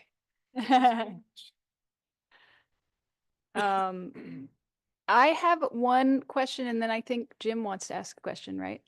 Yeah. So I have one question about where you see gaps or areas that, and you've talked a little bit about this, but I'm hoping maybe some summarizing that we can make recommendations about in terms of where research should go in the future in this space. Where do you see kind of the most immediate needs for social science research in this space of trying to understand public perceptions, risk communication around extreme event and attribution and extreme event impact attribution?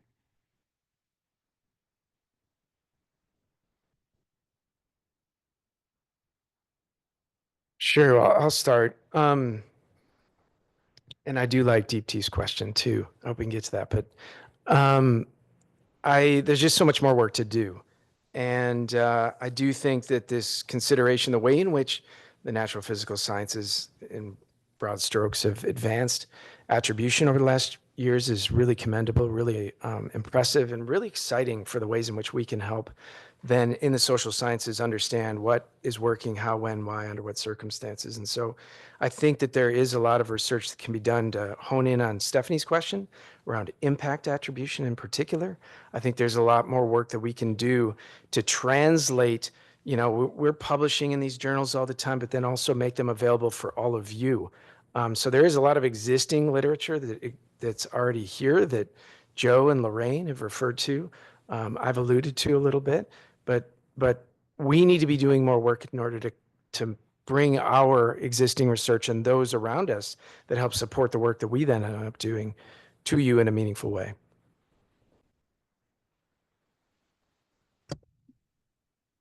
Joe, you look like you're ready to say something. No. No, I'll let Lorraine go first. So she Okay. understood. Sorry, I should have put my hand up. Thanks, Joe.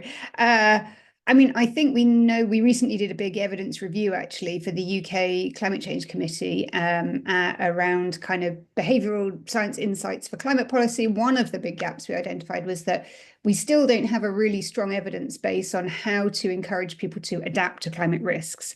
So we have a growing evidence base on what works to get people to reduce emissions. So that's kind of moving in the right direction. But actually, we still don't know what are effective interventions to encourage adaptation behaviours.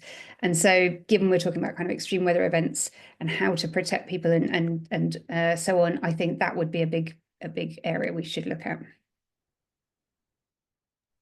Yeah, just to echo both of those points. I think that there's a lot of lessons that we can learn about climate change communication generally from all of the research that's happened. But my perception is that we also need to do specific research on extreme event attribution.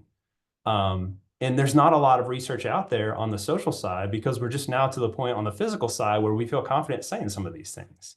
And so if you just kind of look at the literature, there's just not a lot there, and we can try to extrapolate what we know over here and how it might apply here. But I think we really need to focus specifically on that extreme event attribution and think carefully about what it is that we're trying to accomplish when we're sharing that information with people. But then think carefully about how do we measure the effectiveness of different measurement strategies. Because I think just reading over some of the papers that do exist, there seem to be open questions about what it is that we're trying to accomplish when we share this information with people.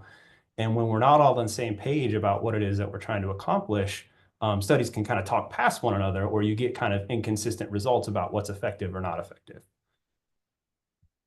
And I think Max wants to say one last. Yeah, maybe just to put a finer point on what I was saying, and then to build upon what you've also added, is that I think we in the social sciences, really in broad terms, are running the risk of falling into an information deficit model. We've done all this work. It exists in the literature. Why can't you all find it, right? But we need to be smartening up the ways in which we're working through this. And part of this exercise involving social scientists is an invitation for you then to reach back out to us, for us to be resources. I think going towards AR7, that many more of the social scientists need to engage in those spaces. There may be a perception that there's a reluctance from us to do that, and I think that that's not true at all. But it is this kind of engagement that's going, and that connectivity as well, that's going to help move this forward. And on a different side of it is for the social sciences to be experimenting with different tools that can engage the publics. Climate Central doing a lot of work in examining the effectiveness of that work. Partnering with those boundary organizations is also going to move us forward. I'm going to pass it to Jim now because he has a question. Thank you. Thank you, Hillary, and thanks to all the presenters. I'm supposed to wrap up this session soon, and Stephanie and I were talking rather than just a short, brief thank you to everyone, which I certainly want to do. Just kind of thinking a little bit about maybe some crosstalk here. So yesterday, we heard several presentations. Francis gave a presentation on sort of the science and the methods and the approaches toward impact attribution work. And then we heard from people like Andrea about the use of this kind of information. And then today, we've had these great presentations on sort of the communication aspects, the science and risk communication aspects. So Max, I'm going to actually look at you again because you posed a question in Slido at the last session that we never got around to, and I think it's a really interesting question. And sort of like talking across those groups, even though those groups are down to just a few people from yesterday. Sorry, Francis. But just thinking, is there anything we've heard in the communication aspect from the researchers that are doing some of this kind of work right now that concerns you, regarding potential loss of nuance regarding the science of EEA when it comes to those kind of communication strategies? Or sort of what's the general level of enthusiasm for engaging in efforts to communicate extreme event attribution and impacts attribution? And that's just your question actually, Max. So if I misstated that, please correct me. I think you actually stated it more eloquently than I did in Slido. Thank you. So do you have any views on that, Francis? Great. I'll try to answer that. No, I definitely wouldn't say that I have concerns. Like in my experience, I feel like I've relied a lot on professional journalists and communicators to present our work in a way that's hopefully useful to the public. And I've always felt like the uncertainty and everything is very well represented.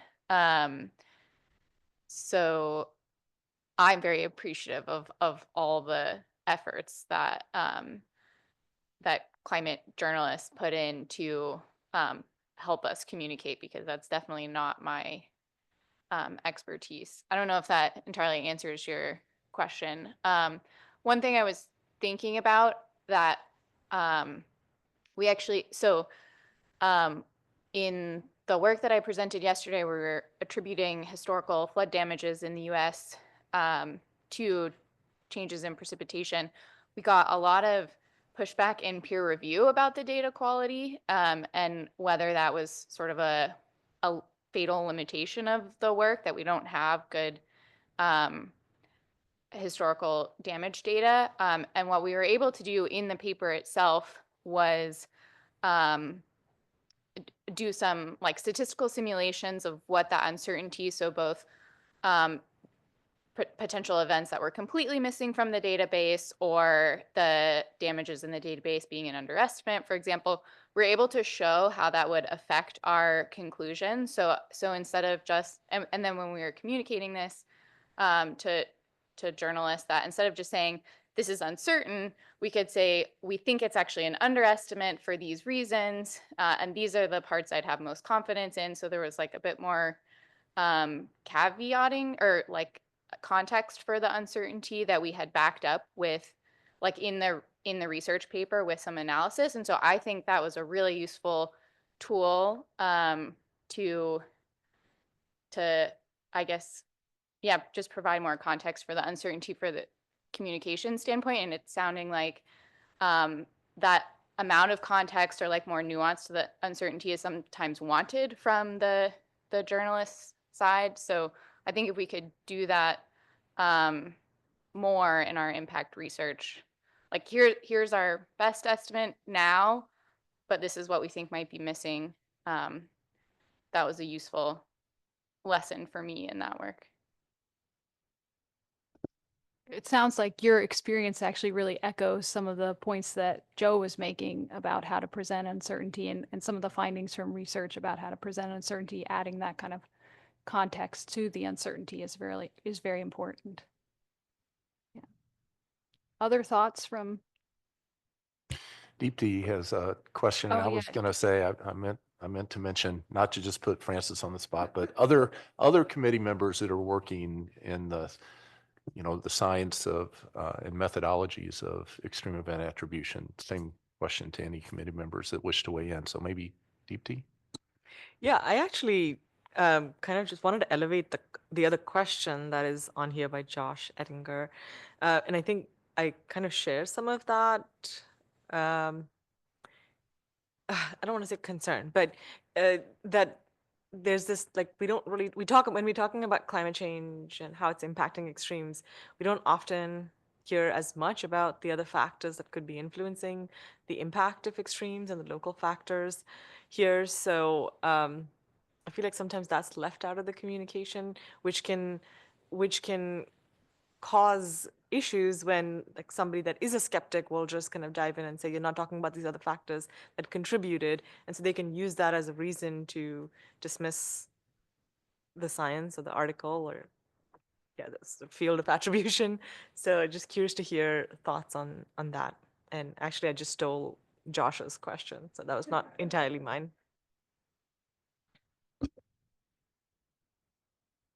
Do some of our panelists have thoughts on that? This idea that, if we highlight the role of climate in a particular event, are we leaving out other factors and that are relevant? Are we seeing that in some of the research or findings that you're seeing? Yeah, Lorraine. I mean, maybe Joe has probably more expertise in this area, but I think there is a risk, and again, it does also come down to audience and the extent to which different audiences are going to be more or less receptive to journalists making that link. But I think if we do play the complexity and simply say there's one cause, then clearly that's going to be open to critique, rightly so, because usually these events do have multiple causes. But so I would say, it's risky to kind of just to overplay the attribution at the expense of other factors.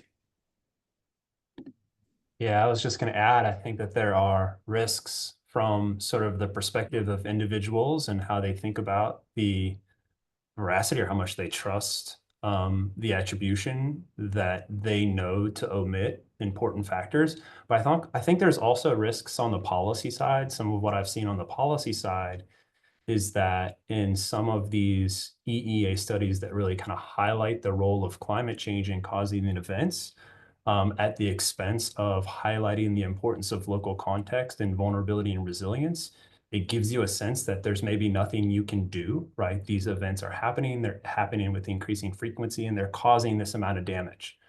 And oftentimes policymakers at, let's say, a city, they don't have any control over climate change at a macro level, but they do have control over their local context, over their vulnerability, over their resilience. And so when we kind of omit that, it can lead for some people to feel like there's just not much that can be done to combat the effects of climate change. Maybe I'll just say too that to further your point, I hope, Joe, is that there are many co-benefits of action on various fronts. And then I just think back to Dahi Stone's beginning contribution to this meeting, and he had mapped out what he said to be a little bit careful with, but I thought it was very useful about the climate signal coming through among a host of many, many other factors that are involved. And so by omitting all those other factors, you're not providing for a fuller picture for those who then have opportunities to engage in meaningful ways at the local level. With that, bring us back full circle to our first talk. I think we we can thank, I'm looking at time, we can thank everybody who participated in the panel. Really thank you for your thoughts and your contributions and the discussion. And I will give it to Jim and others to wrap up. Thank you. Well, thank you, Hillary. Thank you, Jen, today for sharing these very interesting panels. Thanks again to all of the speakers and the panelists for sharing your time and your insights. This is all extremely valuable to the committee. I mean, just talking offline around lunch and breakfast and coffee breaks and things like that with the panelists, I think the committee has really received a lot of very insightful and rich information over the last day and a half. So a lot of time and efforts put into preparing these kind of presentations, and several of you who are whether you're attending on Zoom or if you made the effort to fly out here and join us in person, it's just really deeply appreciated. So with that, I just want to thank everyone again. This is going to officially close the open session of this information gathering work of the committee. So I wish those of you traveling home safe travels, and the committee is not traveling home other than James. We will see you after lunch. Everyone is free, who is here is free to join us for lunch in the cafeteria. So thank you very much.